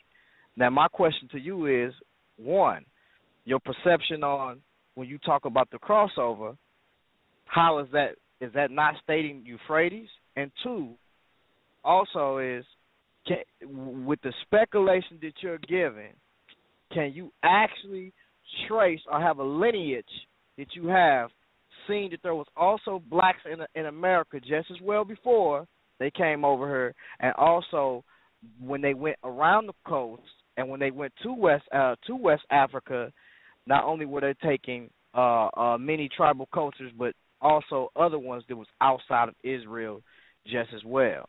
How do you know specifically, without your actual lineage, that you are Israel? Okay, so I think the first question you asked was the crossover, right? And you said crossover from the Euphrates over to the land of Canaan. Now, when we look at the actual story itself, in the land of Ur is when Abraham was going north. Now, if we look at the structure of society at that time, it was the decline of the Akkadian Empire that had taken over the Sumerian peoples and the Sumerian dynasties that were there. It was actually emerging onto the third dynasty of Ur at that time. You had the Gutians, which was individuals that came from the mountains of Iran, and they came and they ransacked Ur at that time. That made it very difficult for the people to live because it was interfering with agriculture, it was interfering with politics and economics. So you'll see why you had peoples such as Abraham, Terah, and his family migrate north to Haran. The Most High did not speak to Abraham until he got to Haran. He didn't speak to him when he was in Ur. Where was he physically located when he went to Haran? Well, the text never tells us specifically. Haran is a province. It's an area. It's a big area. All of it is not centered around the river area that's there, because not far from it is Ugarit and Ebla. Ugarit and Ebla is not far from there. And now if you look in the Ebla tablets, you'll see a cognate of Abram there as well. And that's where he was called Abram before he's made his way into Canaan, and his name was changed to Abraham. So when we look at Abraham, and then we look at his name, and we say, okay, when was the designation of Hebrew given? Now, we don't know if Abraham called himself a Hebrew for sure. We don't know that.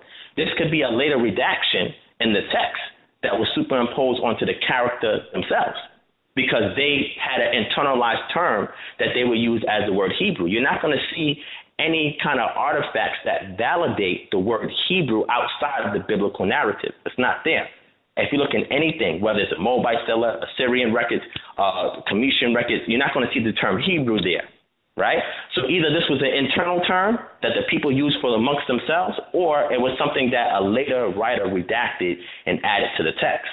So when you say crossover, you cannot say that it meant exactly one leaving from the Euphrates or the Tigris and going over to the land of Canaan, because then you have to prove that there's some corroborating evidence for that outside of the text that verifies that, number one. So it can be speaking metaphorically, right? Because several people was crossing over. For example, his father, not Terah, but Lot. That means Lot would have been a Hebrew as well. He crossed over as well. But was Lot considered a Hebrew? Was he spoken of as being a Hebrew?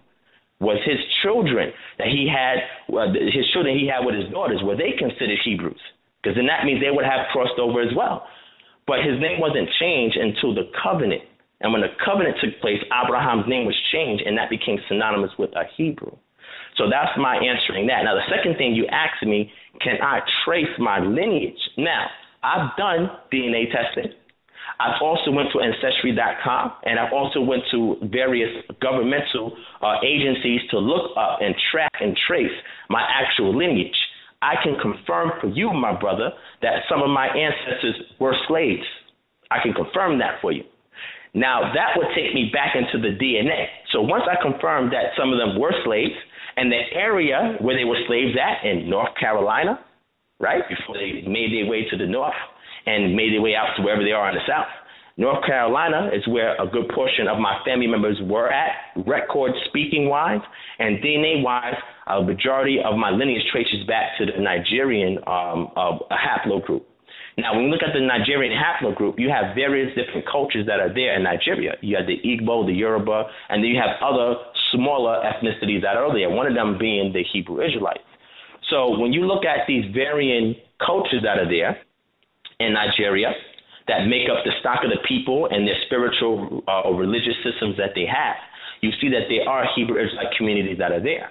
When you go to Nigeria, which I'm not sure if you've been, my brother, but when you go to Nigeria and you speak to the people that are there, the ones who attest to be Hebrew Israelites will tell you their migration pattern all the way from Israel to where they were currently in West Africa. And you will have these elders, or who some may call a griot, which is a misnomer for a Hebrew, but they will call them griots, or the ones that actually keep that recordation in their mind, and they will tell you how they came from Egypt and made their way from Egypt after the Babylonian captivity, after the Roman captivity, and made their way to various other areas, such as the Beta Israel that we have in Ethiopia, and some of them migrated west also, all the way to where they are located at in West Africa.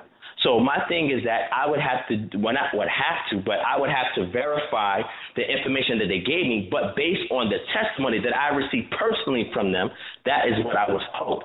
So if I'm looking back at my lineage and I see, okay, my DNA is testing back to the Nigerian haplogroup. Also, if I look at my ancestors, my immediate ancestors, let's say from 4 or 5 generations back, that they were slaves, and I have the recordation of that, then I can safely assume that if the portion of them was from Nigeria and that they were slaves, and that if I go back to Nigeria today, which is done, and I interview an individual there who is a Hebrew, who upholds the Hebrew culture, and I have several peers that work with the West African, which is Panahisi is one of them, and they verify this information, first-hand accounts of the people there telling you about their migratory patterns. And remember, we don't have a full prototype to define a Hebrew Israelite because we don't have any bones. Right? We don't have any preserved mummified bodies to confirm. So if we take the word of the people talking about their migratory patterns, they will tell you that that's how they came into that area of the land, and they will say that their ancestors were taken into captivity and a portion of them stayed behind. So do I discount their testimony and say, well, they're lying and they're making it up because it's very difficult to confirm what they're saying? Or should I take it for face value because, again, it makes sense if you look at the actual migratory patterns based on what I've done in several lectures, and then I take from a first-hand testimony witness from somebody attesting that to me. So I hope that answers your question, my brother. I know me and you, LaRon, we like to go back and forth a lot. I don't want to take up too much of the time on the show, but I hope that was sufficient enough. If you want to go more in detail with this, my brother, you know that I'm easy to speak to, and we can speak offline some other time, my brother. All right, peace, brother. Yeah, I guess I had to get with you. You made stumbled and made a couple of mistakes, but I'll deal with you later on, look, Ron. You know. Okay. All right. Peace to you, brother. Peace to the brother. Peace to the brothers giving the show also too, brother. Peace to you. Peace, brother. Appreciate you, brother. Definitely. And let me open up the line for let me see 661, brother. Poverty Supreme. Do you want to say something? 661. Yo, peace, brothers. It ain't Carbon. I'm just listening in. Oh, okay, my bad. All right, brother. Put you back on mute. 469-685. 469-685. You have a question or comment for Brother Divine Prospect? Yeah, hello? Peace, brother. Hello? What's going Can on, you hear me? man? Yes, sir. Hey, what's going on? Hey, what's going on? Hey, Divine, what's going on with you, bro? First, I want to say shalom. Shalom, King. Already, bro, man, you know, and, you know, me, you know, Hebrew Israelite, you know, I'm calling out of Dallas, Texas, man, and I kind of recently started following you, like, right before the little Kemet on trial debate, man, and I got to say, man, the Most High, you know, kind of got me with the similar spirit, you know what I'm saying, and basically how I deal with the Bible, even just the King James Version, however, you know, I always try to tell them it's the simplicity of Christ. You know what I'm saying? Mm-hmm. It's a simple thing that'll set off the big things. Like, so you can talk all that fly stuff and try to go here and go there, but when you can break it down to the lowest common factor and all that yin yang, you know what I'm saying, it still ain't going to add up. But my question to you is, you know what I'm saying, I really trying to, you know what I'm saying, I guess you could say, get on one accord with you. You know what I'm saying? Because you know, your truth kind of through the roof. You know what I'm saying? As far as your studying and all that, and that's what I've been trying to increase myself in lately, anyway. You know what I'm saying? So by me following you lately, I want to know what other ways, you know what I'm saying, I can pick up on some of your lectures and all these things there. All right, peace, King. Well, first thing I want to say is all praises to the Most High, as always. I want to thank you, brother, for calling in on the line tonight and asking a very genuine question. I'm honored that you are referencing me. You don't understand how much that makes my day when I hear a brother that I don't know say that he's been following my work, because to me, everything that I do behind closed doors to get the information out to the people is well worth it. I feel that I failed as a leader if I don't serve the people, if I don't listen to their concerns, if I don't address the things that they bring to me. And if I'm not reachable or accessible, then I have failed in my mission. So I thank the Most High for bringing brothers like you to me to keep me humble, to keep me grounded. You can definitely reach out to me on my on Facebook. Just type in Divine Prospect and add me on Facebook if we're not already friends. If we are, forgive me for not noticing. Just send me an inbox and we can stay in touch. If you're on Instagram, my Instagram is @KingdomMoments. If you want to email me, my email is kingdomharbinger@gmail.com. kingdomharbinger@gmail.com. Also on YouTube, you can go to Kingdom Harbinger Ministries, HAR, B as in boy, INGER. And if you type that in, you'll see. And also my website will be up by April. And if you go to my website, everything will be there on my website. You can sign up for membership. You can donate if you want. I give you exclusives to any of the live events that we have set up for this spring and summer that's upcoming. Because a lot of people right now are talking about the summit that we're having on April 5th. Now, when we have different events like that, when people sign up for my particular website, they will get a discount, even free live stream events. They will also get access to my whole library of books. They will get access to all my PowerPoints. So this way I can give the information to the people for a low donation cost, So if you want to follow me, my brother, I gave you all the outlets that you can. Inbox me if you want to talk more thoroughly on any specific matter. If you want a particular reference for subject matter and you want a book on that or you want me to teach on that, just let me know. Send the request my way, send the inquiry my way, and I'll do my best to respond in a timely fashion, my brother. And all praises to the Most High, and tada for calling in, brother. Yeah, and I also want to say before I get off here, you know what I'm saying, I don't know if you're real familiar with the Israelite God, you know what I'm saying, but that's pretty much, you know what I'm saying, the church I'm under, you know what I'm saying, we got pretty good sound doctrine, because I look at all the other camps and everything, how everybody else teaching, you know what I'm saying, but when they just come to line up on line, precept on precept, but I'm really all about building. I mean, like, I'm daily in the streets. I'm from the hood, and I stay in the hood, you know what I'm saying, and I witness the word to my partners. Me and my church, we done had a little Bible study teaching the black history, you know what I'm saying, in my neighborhood I grew up in. And, we all over Dallas, you know what I'm saying. So I'm all about building, you know what I'm saying, because I know that time coming, you know what I'm saying. So it ain't about trying to play name games and trying to see who doing this, who doing that. It's the time to set aside these differences, you know what I'm saying, and build on the word. Because I would tell people, Psalms 138 and verse 2, man, at the end of the day, he say, he magnified his word above all thy name. You know what I'm saying? Fear God and keep his commandments. That's the conclusion of the whole duty of man. So with that said, brother, I'm going to hit you up on my Facebook page is Aki. You know what I'm saying? My name is Brother Key. That's what people call me. I just put it in the Hebrew. You know what I'm saying? I'm all about just building, bro. So keep doing your thing, bro. You know what I'm saying? I'll holler at you. Peace, King. I appreciate that. So shoot me that Facebook message and inbox me, and then let's stay in touch. All right. Yes, sir. Definitely, appreciate the brother. You know what I mean? Peace, Brother Solomon. What's going on, brother? The microphone's yours, brother. Yeah. What's going on, Divine Prospect? Peace. How you doing, King? Yeah. We got a surprise for you tonight. Coming from a language God killer. Brother Black African Power. I ain't gonna surprise you, man. But I'm what's up? You know what, man? I promise you, you need to keep rocking that shit you rocking. But you gotta get away from the Hebrew war machine, dude. I mean, they fucking your game up, yo. Like your boy Lex, what's his name? Lex what? What's his name, yo? Zion Lex. He just killed y'all, yo. Y'all can't come back from this one, yo.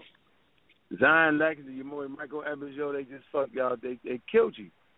You know what Lex just said? Lex just came out of his mouth, right? He was on the Titan show, right? Talking to Titans, and he had a nerve to say the Polite didn't go to Egypt. And he gave this whole pseudo scenario.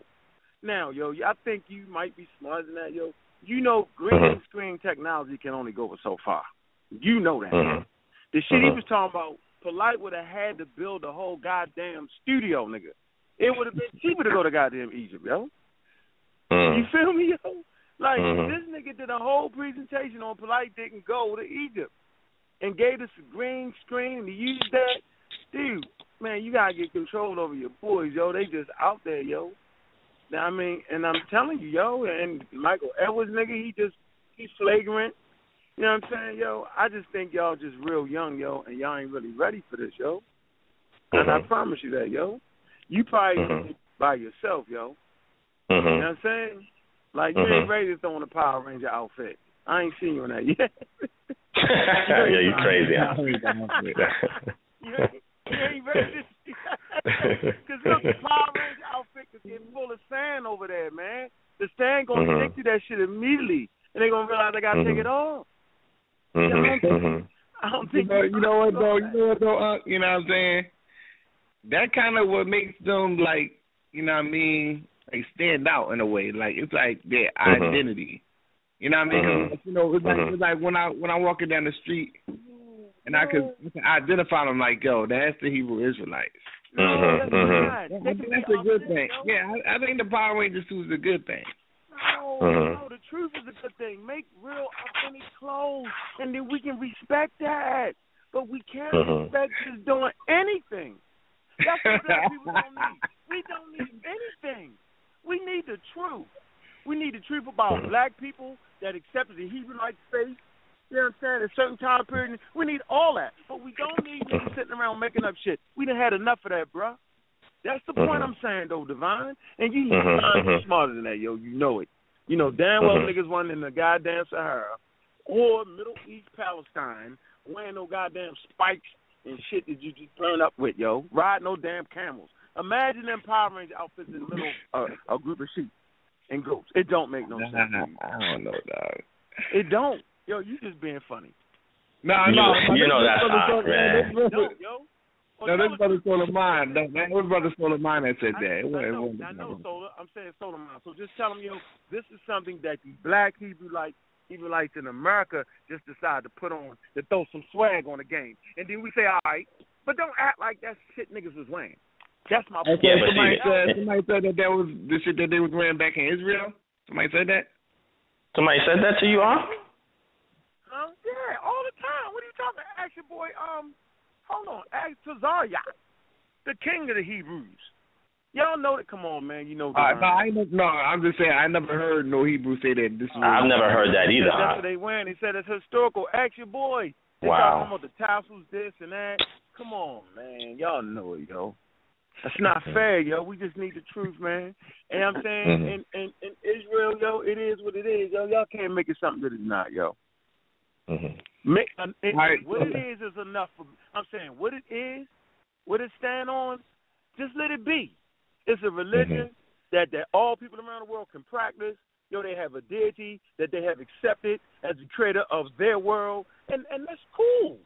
And I don't got no right to tell a nigga he can't pray to something that Israel made up in Palestine. I can't got no right to say that. But I do got the right to say when you try to apply that to the rest of the world, it becomes a bunch of crap.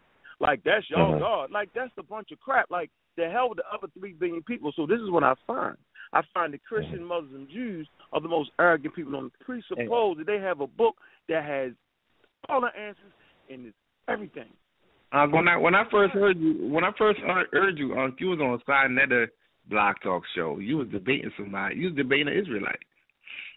And my question is, because I mean, when you read the Bible, it kind of makes a distinguish of people as being chosen.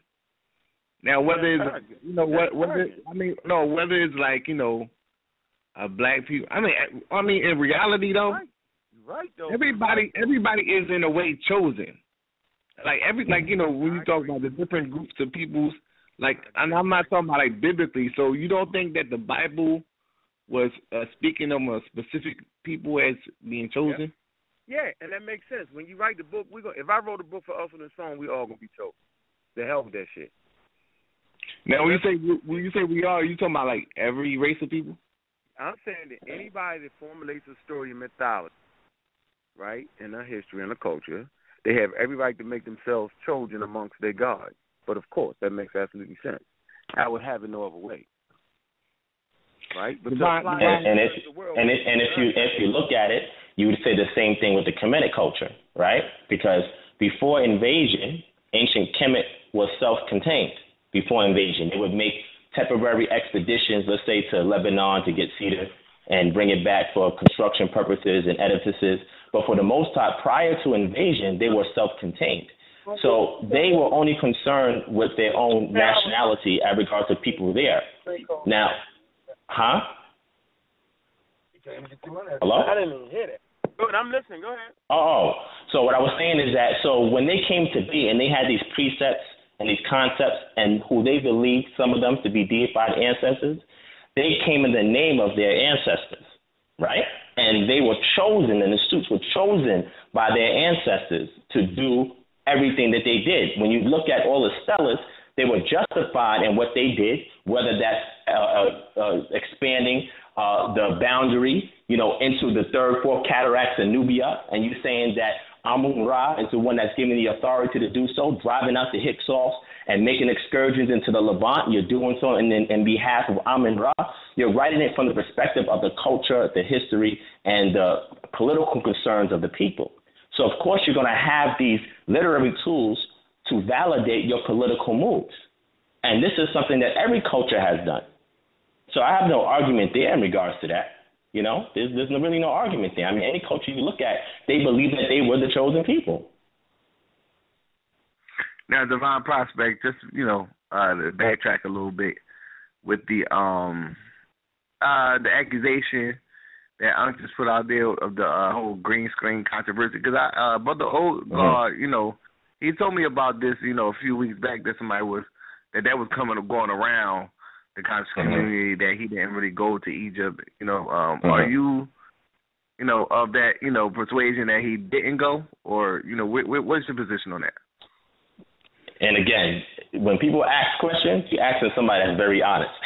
So the first thing I would say is that I had a high degree of skepticism that Polite went to Egypt only because I was in talks with him before it happened. And again, it was kept from me. If he did go, it was kept from me. So I had no clue. You know what I'm saying? The fact that it happened. Go ahead, King. I said your Hebrew is supposed to have been kept from you, but I knew it. I seen him in Egypt. Yeah. Well, what I'm saying, and again, this is what I'm saying. So because it happened in such a short frame of time, right before the debate, when it occurred, and I was in talks to him right before it happened, he told me, I got to go to town for a moment, but I'm going to be back. And I was like, okay. He told me, I was going to be for a couple of days to a week, but I'll be back. And I said, okay. He had mentioned that to me while we were talking, right? And I didn't really pay that much attention to it. So I would not have expected anybody who reveres Egypt so much to want to go there for such a short period of time, but you want to be there for a lengthy period of time to get to all the different sites that's there, to do primary research and et cetera. So I would think somebody like Light, who's a brilliant genius in his information, would want to stay someplace like that much longer to get the full information that he needed to present it at a debate. So when I seen that the time was cut short, and I don't know what else he had to present, but the time was cut short, and what he showed was very small. It didn't talk about any primary evidence. I was kind of skeptical myself and said, wait, there's no way in the world he could have went to Egypt that fast and got back with some information. So I can't say for certainty that he did go or he didn't, but what I will tell you is that I had a degree of skepticism, and I can tell you that I've tried to find a way to disprove it, but I really can't. You know what I'm saying? I have to actually interview him and ask him direct questions and see the direct evidence for me, myself, to be a believer. So I cannot say for certainty that he did not go. I would never say that. And I can never say that a green scene was used for certain as well. I don't know. But what I'm saying is that if I have enough time and I do enough research, because I don't care if he went or not. It doesn't really bother me. I could care less. You know, I've been to Israel. It don't mean nothing to me. But what I'm saying is that if he did go, then that's his persuasion. That's his business. That doesn't affect what I'm doing. You understand what I'm saying? So if he did go, if he didn't go, I think that's just one market of controversy. Some people believe he did, and they have their conviction for it. Some people feel that he didn't. But because I don't have enough evidence to sift through to make a conclusive decision, I can't say yes or no. See, Ankh could say yes. Let's say Ankh would say yes. Let's say Brother Jonathan would say yes. Well, listen, hold on. I'm almost finished, Ankh. And Sonetta would say yes because he may have been on the phone with you guys, or maybe Google Hangouts or something and showed you guys something, and you guys saw it. So internally, you would know that. But anybody outside of that circle were not privy to the same firsthand experience that you was. Wait, Divine. Wait a minute. Yes. You're standing in front of the wall that was in question, dude. In the debate, I held up the facsimile, and I was talking shit. I wasn't there when you did that, Ankh. I wasn't there when you did that. Yeah. He held up the facsimile. Yeah, I was there. Yeah, that shit cost about $1,500. A direct copy from the original, and he stood at the wall. Oh, I didn't see that. I didn't see that. Yeah. I'm gonna go back and look at that. You know why? You know why I say that? Hold on, Divine. Divine. Where the hell are the camels at? This is some Photoshop shit. He's inside the pyramid itself. And niggas say, well, first of all, he had hidden cameras. Because niggas are street niggas. We know how to get wherever we want to get. Hidden cameras first of all. But then would he be allowed to show, would he be allowed to show that footage if he went in there with hidden cameras? I didn't cut you off. You got to let me speak. Okay, go ahead. You getting jumpy, yo, relax. I'm cool. Right? that through the gift of gab, anywhere I go on this motherfucking planet, I can get in there. And any real nigga know what I'm talking about. I will not be denied. I keep some cheese out. I do whatever I gotta do, but I'm getting in there. The key was to show those those actual walls. And the point that everybody missed was it was actually missing pieces on a goddamn wall. It was missing pieces that they copied in the facsimile. So they actually copied the missing pieces onto the facsimile. So the question is, how the fuck did the European knew what the fuck it said when it's actually missing on the real wall and it's missing on the facsimile? And so at the end of the day, they do a technique. Let me finish. They do the technique where they look at other texts and try to fill in the missing blanks, bruh. That's why we did that. But shit was moving so fast in the debate, it might have zoomed over niggas' heads. So I'm trying to figure out, you're skeptical about somebody on an airplane and you see his reflection in the window and you see Egypt out the plane window, but you're not skeptical of people walking across water, Red Sea splitting open, and a 6 million year history all in one book. You should be skeptical about that too. Well, I never said I wasn't skeptical about that. And that's how I know you didn't listen to the entire show, because if you did, you would know that I have a different approach in regards to my Hebrew Israelite ideology. Okay, I asked you to take it back because I did not hear that. But that's fine. That's fine, Ankh. And the second thing I want to say is that, again, I'm not arguing with you, Ankh. I just finished saying that I cannot say. It's bad for y'all, dude, because I know you trying to sleep. No, and it's cool, Ankh. And again, I know. What I'm saying is, Ankh, I appreciate you because you helped me to set my game up. Hold on. I'm charging you because you trying. You trying. At least you trying to swing. But them other dudes, yo, they fucking the whole game up, yo. It ain't even fun no more, Divine. At least I can have some fun with you. I can't have fun with them. It's like lies, deceit, foolishness. Like, come on, dude. Anybody that know anything about a green screen, it's only but so much you can do. You can look it up.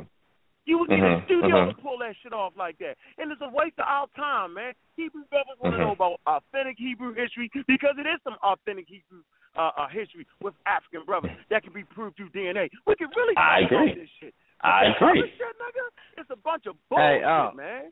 All right, we got you. We got you. Yeah. One of the things, Divine Prospect, when I first got, information or knowledge of the Hebrew Israelites, the one thing that stood out to me was, Deuteronomy 28 chapter.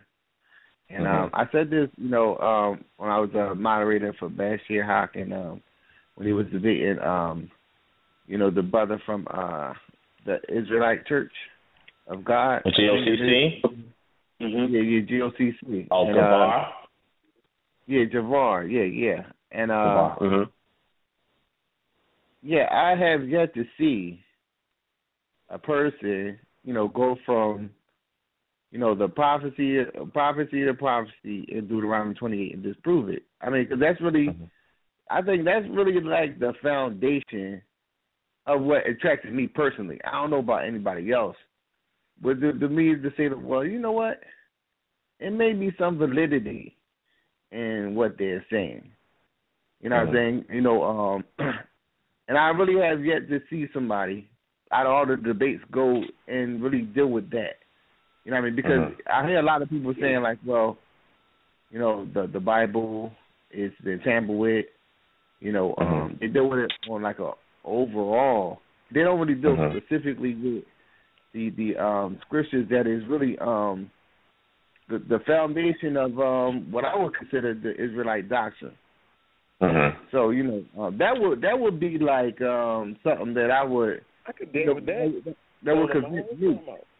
Yeah, and see, the thing is that I've learned that, and didn't mean to cut you off. Oh, you wanted to talk? Go ahead. No, go ahead, brother, but that took me 1 second to finish that crap, No. What I was going to say is that that's fundamental to a lot of Hebrew Israelites in regards to their particular persuasion, that they would use Deuteronomy 28, and they say the curses that's in there, if we compare them or we contrast them to what African Americans are suffering here in America, you will see a correlation. Now, was that intentional correlation? Was that an accidental correlation? Was that fulfilled some other time in history? These are questions that need to be asked so that way we can look at all the evidence before we come to a particular conclusion. Because I try at my best to try and provide citations for anything that I would say is a biblical claim as a point of reference for people to go back and do research. I can never definitively or conclusively rule anything out. I can tell you what my own personal conviction is, but when I'm conveying it to somebody else, I have to be very careful, very tactful on how I convey that. You understand what I'm saying? Because everybody has different walks of life, different presuppositions, different dispositions. So how I present that, it depends on the audience, and it depends on the nature of me sharing that information. So if it's somebody with my particular persuasion and we already vibing or we already resonate on that level, then I can produce information to help correlate that claim. If it's somebody outside of that, then I would have to be very tactful on how I convey it to them because they may not accept the same paradigm of thought that I have. Well, I mean, if one was to go and actually, read, because it ain't really like, because Deuteronomy 28, it starts off with the blessings if you, follow the covenant, and then it goes into the curses. So, I guess the curses stand out more so because we know, as in the Bible, that, Israel did, turn, from the contract or the covenant and from God's way. So really to identify them today, being as though we lost our culture and lost our heritage living in the hells of North America, that we would have to be identified by those curses in a way. You know what I mean? So I guess that's why it was kind of like, I guess, I'll present it because when I walk past, Israelite camp, it doesn't matter any specific camp, but generally you'll have that out there, along with the 12 tribes chart, and other stuff, pertaining to, Israelite doctrine. So it was like, that kind of stood out. So that kind of made me actually stop and say, you know what, like, I'm reading these curses, and it's like, well, that, is kind of like, interesting, and that's kind of why I would say, to this day, that, now, if that was like a prophecy pertaining to the condition that we was going to be in, then we fit that prophecy. So prophetically, we Israelites. Now, bloodline, and, as far as with the bloodline, I question that. Saying? But as far as with the Deuteronomy 28, because, I actually was putting together a documentary that was dealing with, just certain, because I wanted to do all of them, but when you deal with specific, I mean, when you read some of the curses, it's like, for example, like your children will be given to another people. I mean, like, damn, that's like across the board, like not just like from slavery, but today they have like, it's a whole new thing that, you know, people in Europe, they want to adopt Black American kids. This became like a phenomenon. You know, a recent phenomenon that they are doing to this very day. And this is not, you know, couple that with the, you know, whole, the child abduction thing that they're doing internationally, and all these different type of things that are going on. Is like, that's a reality. That's something that I could see actually being done. And it kind of runs deep, just dealing with, like, you know, I was reading off about 4 or 5 prophecies before I even stopped and said, well, like, you know, it was like, damn, if I did every prophecy, it'd be like a 20-hour documentary, applying it to what's going on, you know, currently today. You know what I'm saying? So it's like, you know, I find that's the only, I mean, not the only thing, but that's like the most interesting thing I see about the Israelite doctrine is that. You mean that? You mean that, yo, on the bottom of your heart, yo, on your little finger, yo, you mean that, yo? You say what? From the bottom of your heart, your little finger, you really mean that, yo? What? What I just said? Yeah, seriously. You know Ankh is the antagonist, man. You got to expect that. Hey, look, I know you real respectful, yo. Seriously, man. I commend you on that, yo. I try to be. So he trying to be nice. Tell y'all on the phone. Hold up. Both y'all on the phone, right? And check this out. Solomon know, yo. I respect him as a young mind. He know that. And Divine, you know what I'm saying? I respect you just as a human being. I'm not gonna give you the young mind yet because I ain't heard your whole thing. You know what I'm saying? I done caught you in too many things, but I know that where you sit today, you will not be tomorrow because you keep prodding. All right, and one day you're gonna look up and Unc gonna be laughing, and I'm gonna say, "I told you, yo." Well, that's the same with Solomon. So I'm just saying is y'all two on this phone, y'all don't have enough paralysis or enough just gum to say, well, let me study the surrounding cultures during that particular time that they claim these things happen, and you will find ships, Roman ships in Cyprus, right, pushing slaves. You will find that. It is not a special case. Slavery, right, has been a human condition for a long time, right? In Africa, we know, right, that they didn't have slaves. We know this. They didn't have a slave economy. But the Greeks, the Persians, the Assyrians, that was their thing. You know, capturing the motherfucking prisoners of war, you find that heavy in Africa. Okay? But we know we can find people in Cyprus during the time you're talking about trading slaves. We ain't even talking about Africans. So to think that people slaves is the most it's the most ridiculous thing that Hebrew Israelites try to promote. What I'm saying is you don't have to promote that. Tell the truth. And people still go and pray to a God. Tell the truth. Okay, so just to add on to that, and I'm not disagreeing that. I mean, when we look at slavery as far as Africa, you got to look at the terminology and what culture is defining the word slave, because people will use that same argument in the Bible. They will say, oh, the Bible here says slave, but they don't even know the diacolos and the different Greek words and Hebrew words that make up the term slave. It's not the same thing that you would think as a European taking an African from off the shores of Africa and bringing him over to America. Now, when we look at Africa, we also had the Barbary slave trade in Africa, where you had Africans that was taking Caucasians, right? Because it was pirates on the seas taking Caucasians as slaves. To the point where a lot of... Moors, Slavs, all that. Yeah. Well, what I'm saying is that so Africans were involved in that, but it wasn't a direct result of their culture. You understand what I'm saying? So I'm not disagreeing with that, but what I will say in regards to that quote-unquote prophecy, that quote-unquote prophecy was a perpetual prophecy as long as the Hebrew Israelites are in existence on this planet. according to the text itself. It's a perpetual prophecy. So it may have been fulfilled at earlier points in history, and this, I have no argument with that, but then it's also perpetual prophecy that will follow them if they continue to disregard the quote-unquote statute, commandments, and laws of the Most High.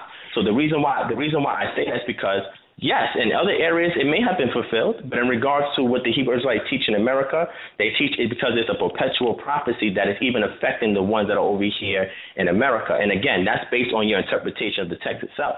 I don't use Deuteronomy 28 primarily when I'm trying to convey my particular worldview. That is like secondarily or third. I don't even go into that, right? So what I try to do is I try to show in regards to the anthropological record of individuals that were in the quote-unquote Levant region that made their way into Africa, whether it was by slavery, whether it's through migration because they were afraid of persecution, and now those people ended up in different areas into Africa who are calling themselves Hebrews today.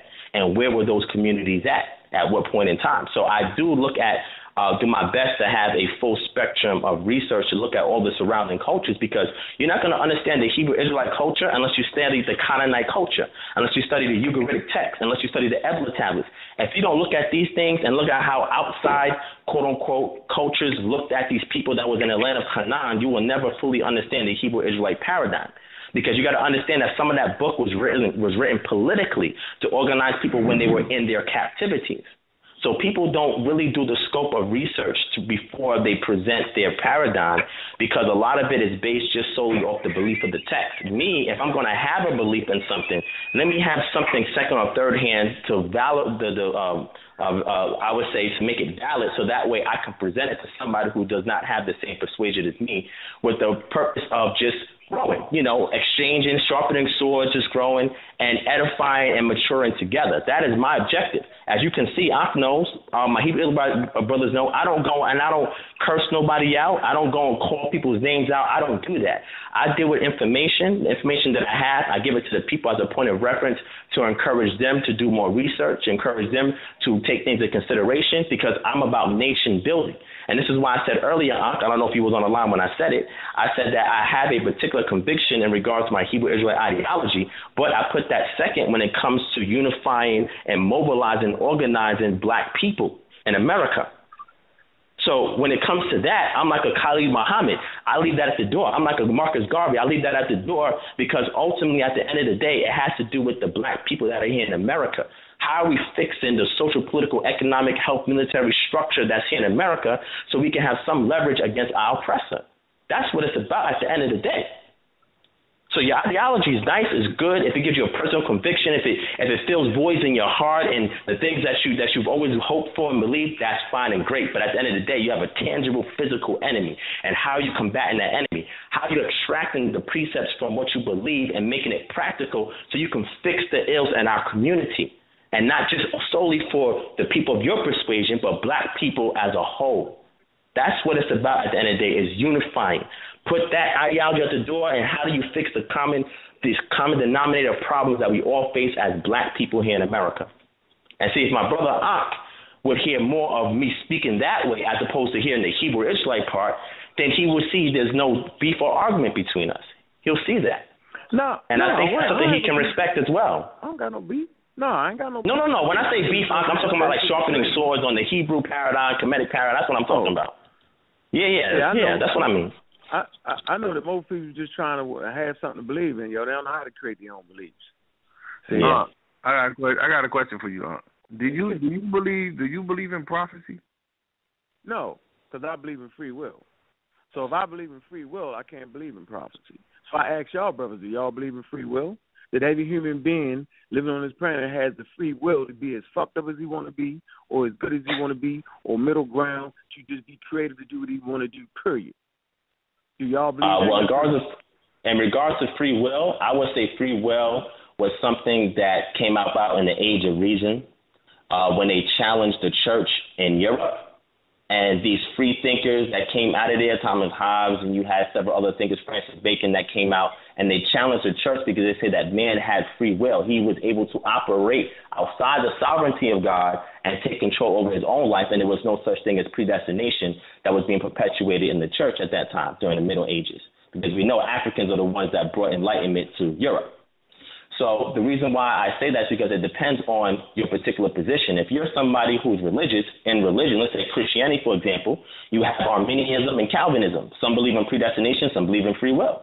Okay? When you look at people in even African paradigms, some people believe in fate, and that has been enacted by the spiritual essence of the universe. And if we're not in harmony with the natural laws of nature, then things are going to befall us. This is why you had veneration of the dead that was taking place with a lot of different cultures, namely in ancient Kemet.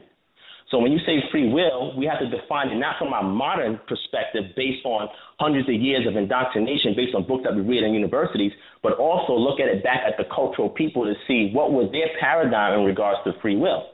Did they believe they could do whatever they want against the laws of nature, or were they subject to the laws of nature? And if they was not in alignment with the laws of nature, you have ishbet or you have chaos. You see? You have to look at it from that perspective as well. So when you ask a loaded question like that, you still do what you wanted to do, though. But the point I'm trying to make is that it's. But that's not order. That's not order. Hold on, hold on. That was kind of the same thing that I was thinking when I first. No. Hold on a second. When I was thinking about free will, I was what crossed my mind was that in order to really have free will, we can't be subjected to certain laws. I'm talking about scientifically, like the law of gravity. You know what I'm saying? It's like, that's I'm just like, because really, like, look, really, like, free will means that you can do any fucking thing you want to do. There you go. No, it does not. No, it does not. Free will does not presuppose you can jump off a motherfucking bridge and still make it. Free will presupposes you can jump off the bridge if you so choose to. But that's a choice. Crack gravity. Right, you can have a choice to jump off a damn building, but gravity will sling you straight to the ground. The free will to make a choice is what we're talking about. Let's not confuse this. No. Let me say this real quick. No, I want you to think. I want you to know where I'm at with it. No. Free will is no. This is what I'm saying. Like, I'm thinking. Hold on. I'm thinking along the lines of this though. If I have free will, that means I could dictate my destiny, right?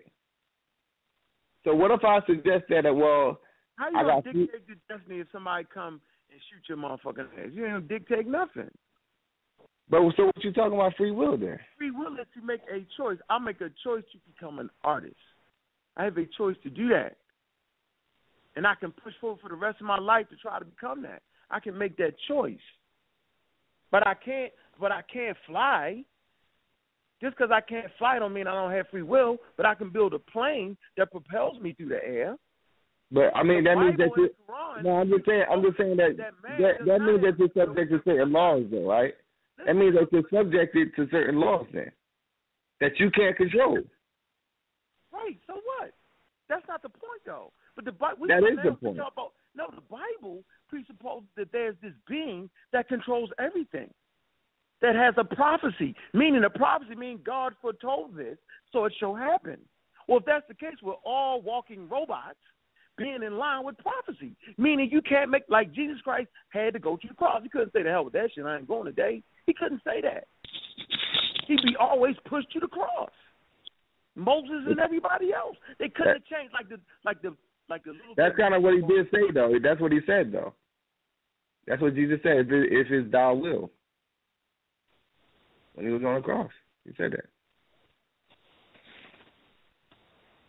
It's not free. Listen, man. Y'all, I know y'all hear what I'm saying here. I hear what you're saying. I'm just, I'm being subjective. The laws of nature is totally different from somebody writing a book saying the prophecy say on this day, and you get a lot of soothsayers and a lot of crazy people play off of that. Because at the end of the day, the Bible is written by human beings, man, in a certain geographical region, and that's their experience. That's what they need to do in the world. Now, I don't disagree with that. Did the ancients did they have psychics? Of course they did. They had people who interpret omens. You had the dream papyrus or the dream penchant. They had the great seers or the high priest of Ra. They interpreted dreams. I mean, yeah, they had we also had the prophecy of Nefertiti, but that was something that happened later on when you study that manuscript. So yeah, they had things of that nature in ancient Kemet as well. Yeah. Yeah, all over the planet, but that don't mean that shit right. At the end of the day, your ass is subject to the laws of nature, and you can act like you saw it if you want. and that don't mean shit at the end of the day. If you don't protect, you can act like you thought you seen the army coming all you want. That don't mean it's coming. People do it all the time. That's nothing wrong with it. I'm not saying that. But I'm saying it has to be a certain juncture when you're putting together your culture, right, to protect you against what's going on around you for this day, right? You got to have things in place. Like, you can't have people coming on, all right, well, prophecy, we're going to make it. No, we're not going to make it, man. Black people not going to make it if they don't change who they are and what they're doing. They're not going to make it. And ain't no prophecy in the world going to change that. The truth is we need to man and woman up, right? Stop allowing other people to be in control of our food, clothing, and shelter. The hell, get out of here with that prophecy shit and do what we're supposed to do. He's going to throw that in there. Oh, wow. He had to throw dirt on that. He's going to throw that shit in there. Like, that's one of one copy.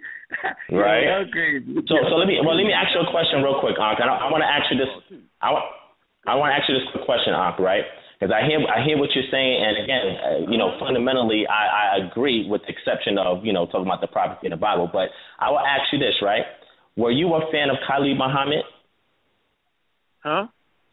Were you a fan of Khalid Muhammad? Yeah, I like his swag.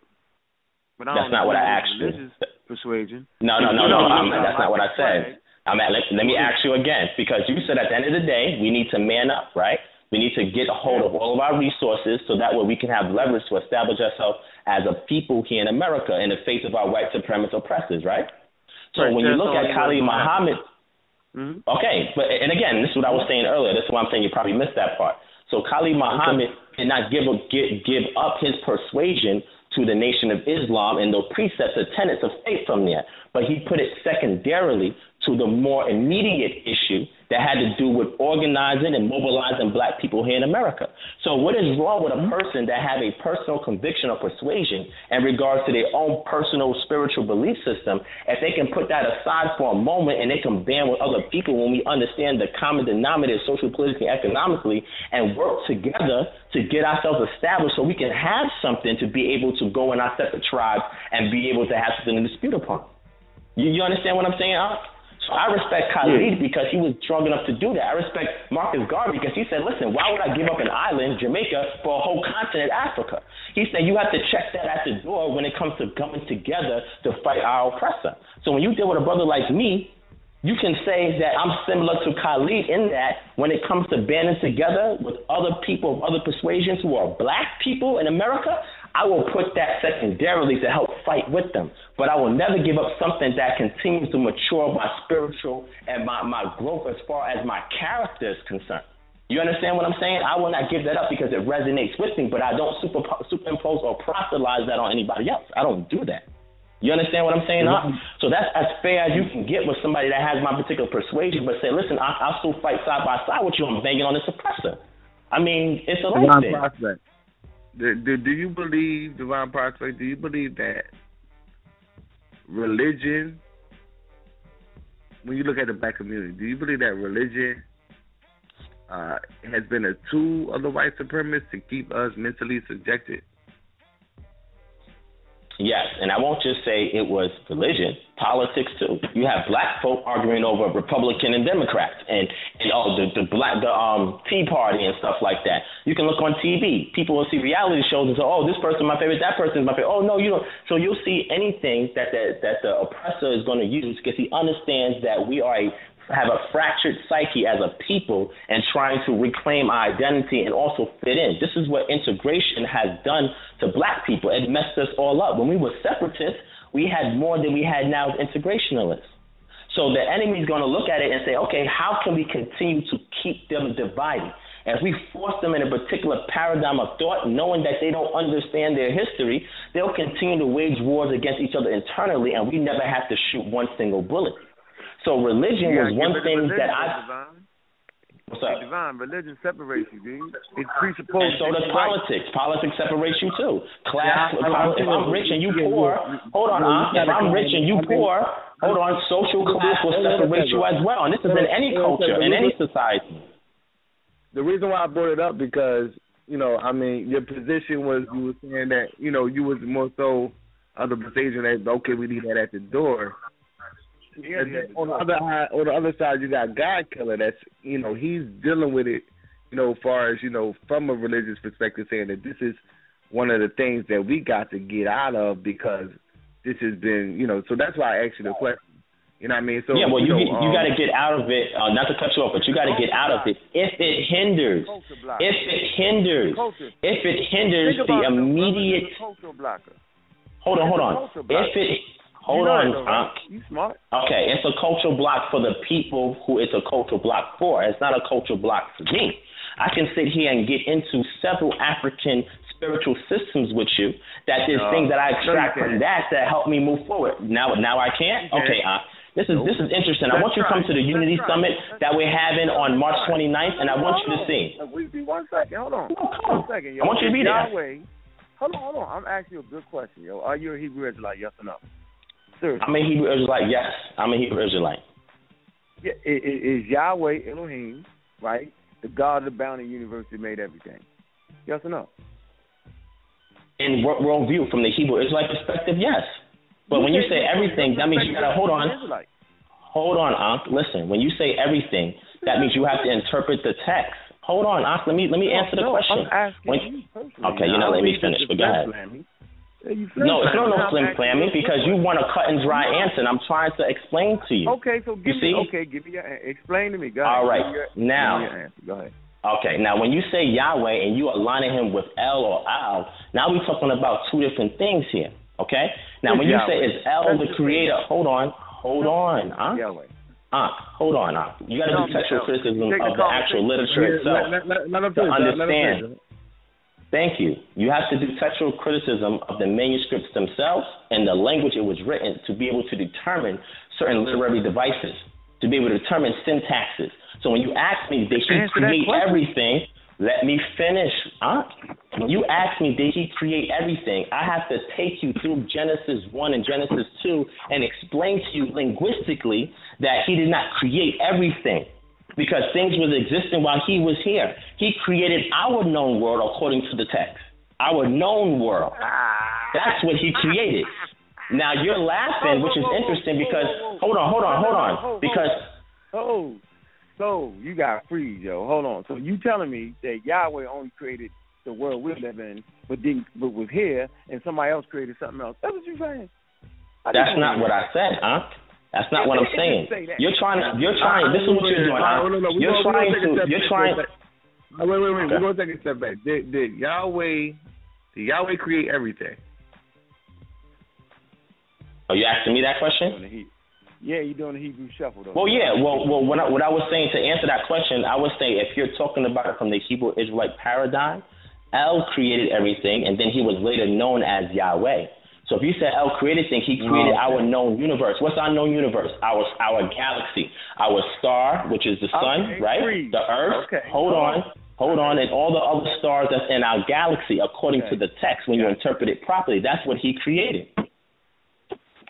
Okay, so basically what you're saying is that, okay, El, I mean, all right, yes, El created everything. El created everything, but when he was in the state of Yahweh, that was the one that was responsible for creating the universe.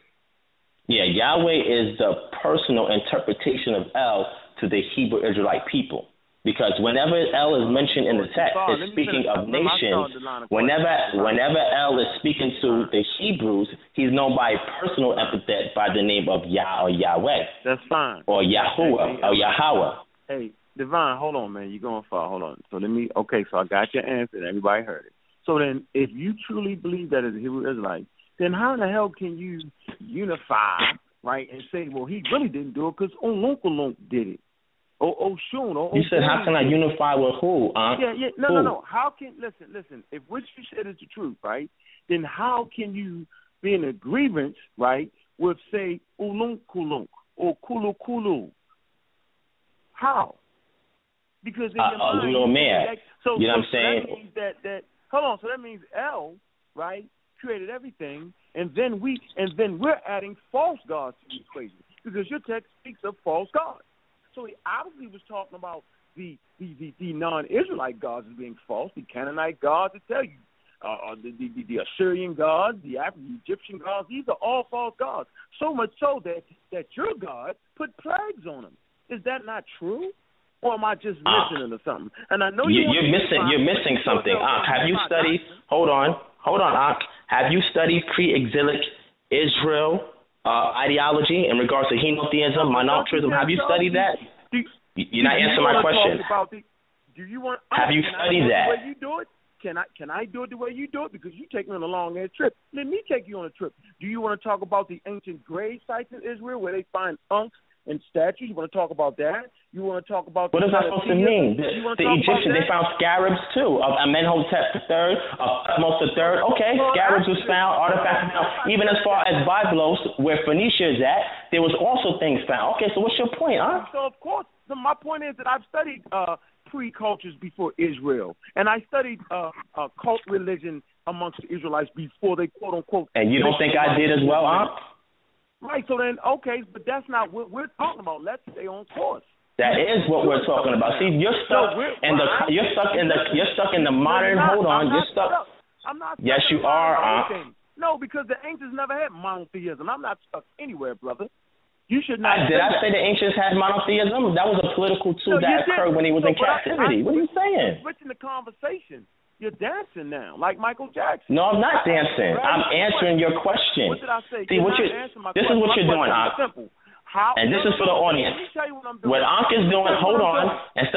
Hold on. You can't go ahead, Ankh. You still get. Let me finish.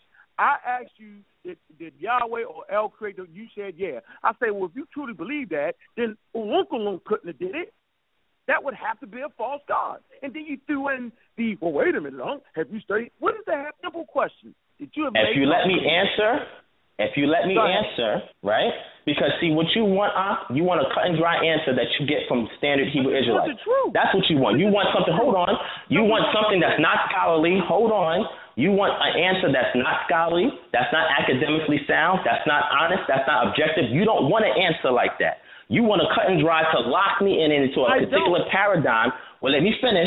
So that now you can throw stones at it and say, see, yeah, you said it is. So I'm gonna catch you with this. I'm gonna catch you with that. Hold on, let me finish. Instead of me. Go ahead. Okay. See, this is what I'm talking about. See, this is why you have fun. This is why you have fun with Hebrews. Hold on. This is why you have fun with Hebrews that only can give you quick shortcut answers based on one particular paradigm that they subscribe to. Man, ask me a question. I already know that I can't unify with something to turn me down. I got enough sense. I'm not playing to people, Doug. All right, unify with Israel or Hebrew or Muslim doctrine because they enslave African people. And if I unify with things that enslave me, I will stay enslaved. This is crystal clear. This is easy. That's crystal clear to you. It can be rebutted and refuted. All right, based off of what you just said. Now, you mentioned 3 different African gods. So. Absolutely. All right, so can Africans unify based on the fact that they got different gods themselves? Great answer. Hold on, let me finish my point. First of all, African people now he's never dancing. had gods. African people never had gods. African people never had gods. Y'all need to see now this is a point of contention. I disagree with that. All right, so what was the Olunkulunk and what was those that you just named? Scientific principles he's going to tell you, but he can't show you any primary evidence that validates that. So how are you going to tell me what I'm saying, though? Because you told me this before, Ankh. We spoke about this in the past. Hold on. I won't answer the question. I'm going to let y'all talk, right? Answer my question for me. I didn't say nothing. That was Divine Prospect. I apologize. Go ahead, Ankh. I didn't mean to hurt your feelings. I'm sorry. Go ahead. The question, I didn't even hear that. I didn't hear the slur. Because it probably didn't make no sense. The question was, so can African people unify? Well, the question is, show me the whole unified continent of Africa. No, there is not one. Thank you. Exactly. Obviously, cultures will band together in time of need. But the cultures surely couldn't band together with another culture that has enslaved them and refused to admit that. You're not going to unify. Okay. I see your position.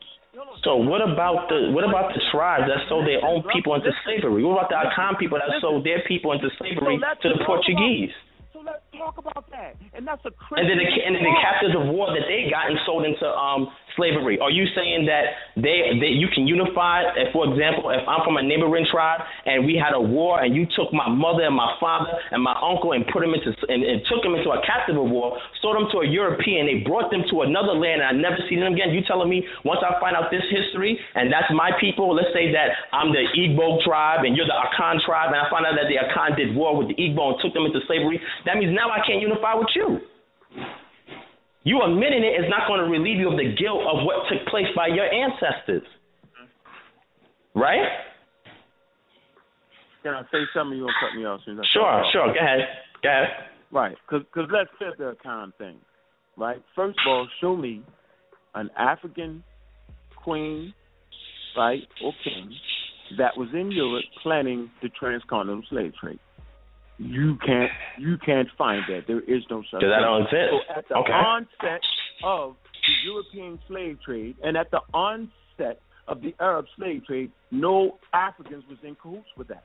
So we're talking about after the rum and after the guns and after the tough decisions that were made and after the African economy was cut short, did these quote-unquote African nations had by default to participate in the slave trade?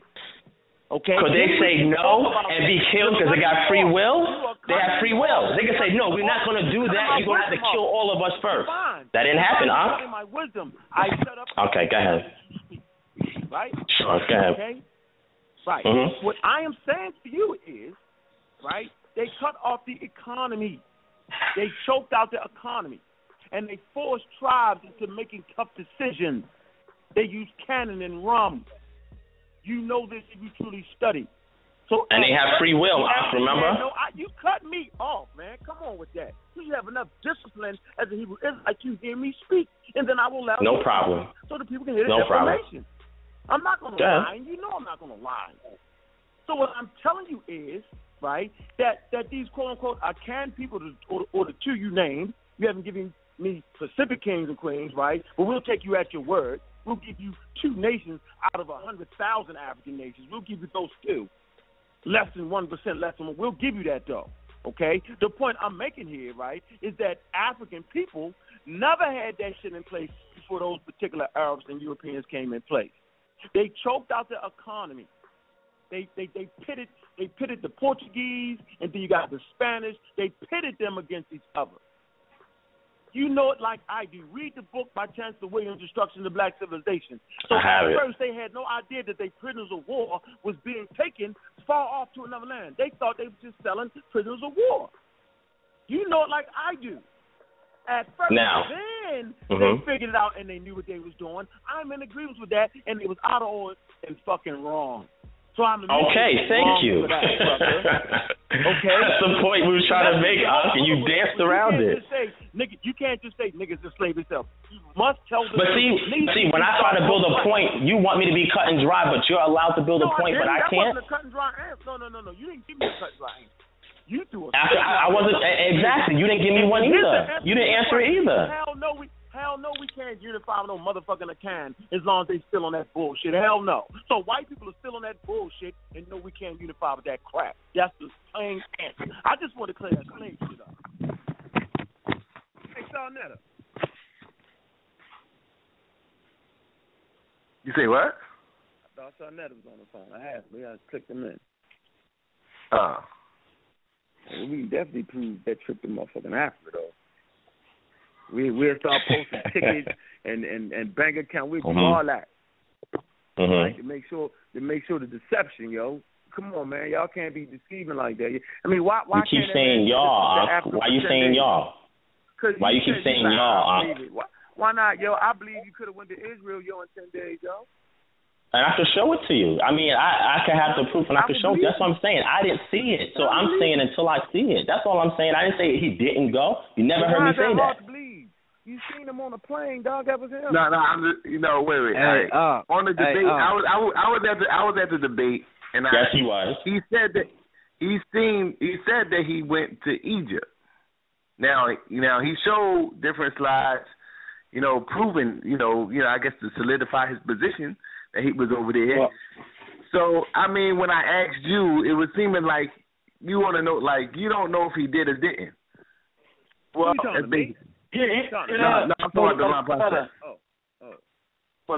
Yeah, let me interject real quick, family. The reason why they were saying that he didn't, which I don't really know if he did or not, is because they're saying that it's something called the Arab Spring over there. So whereas it would be very dangerous for anybody to go over there, whether even if it was like a United States government official, it would be very dangerous for anybody to go over there on short notice to do a research expedition. That's what they were saying when they go over there. I mean, they said he could have been kidnapped. Research expedition, yo. He did. What the hell? I'm just weighing in. Oh, go ahead, okay, but dude, only a nut would think he went to do a goddamn research. He went to identify a couple damn walls in the pyramids and on the westward, and he did that. Damn, common sense shit. He didn't go over there to get, Chancellor Williams' book. See what he got? The shit was in question for the debate. That was some easy. Okay. All he said, Auntie, was that he was just trying to explain to you why some people did not believe that polite one. That's all he was saying. No, and I was saying they're a bunch of crazy people, yo. Anybody with common sense know you can't do a research expedition in 10 days. I wasn't getting on, oh, God. I was saying that people just want to believe what they want to believe, and that's the problem with black people. We want to believe that there's this God that's going to jump out the sky and save us.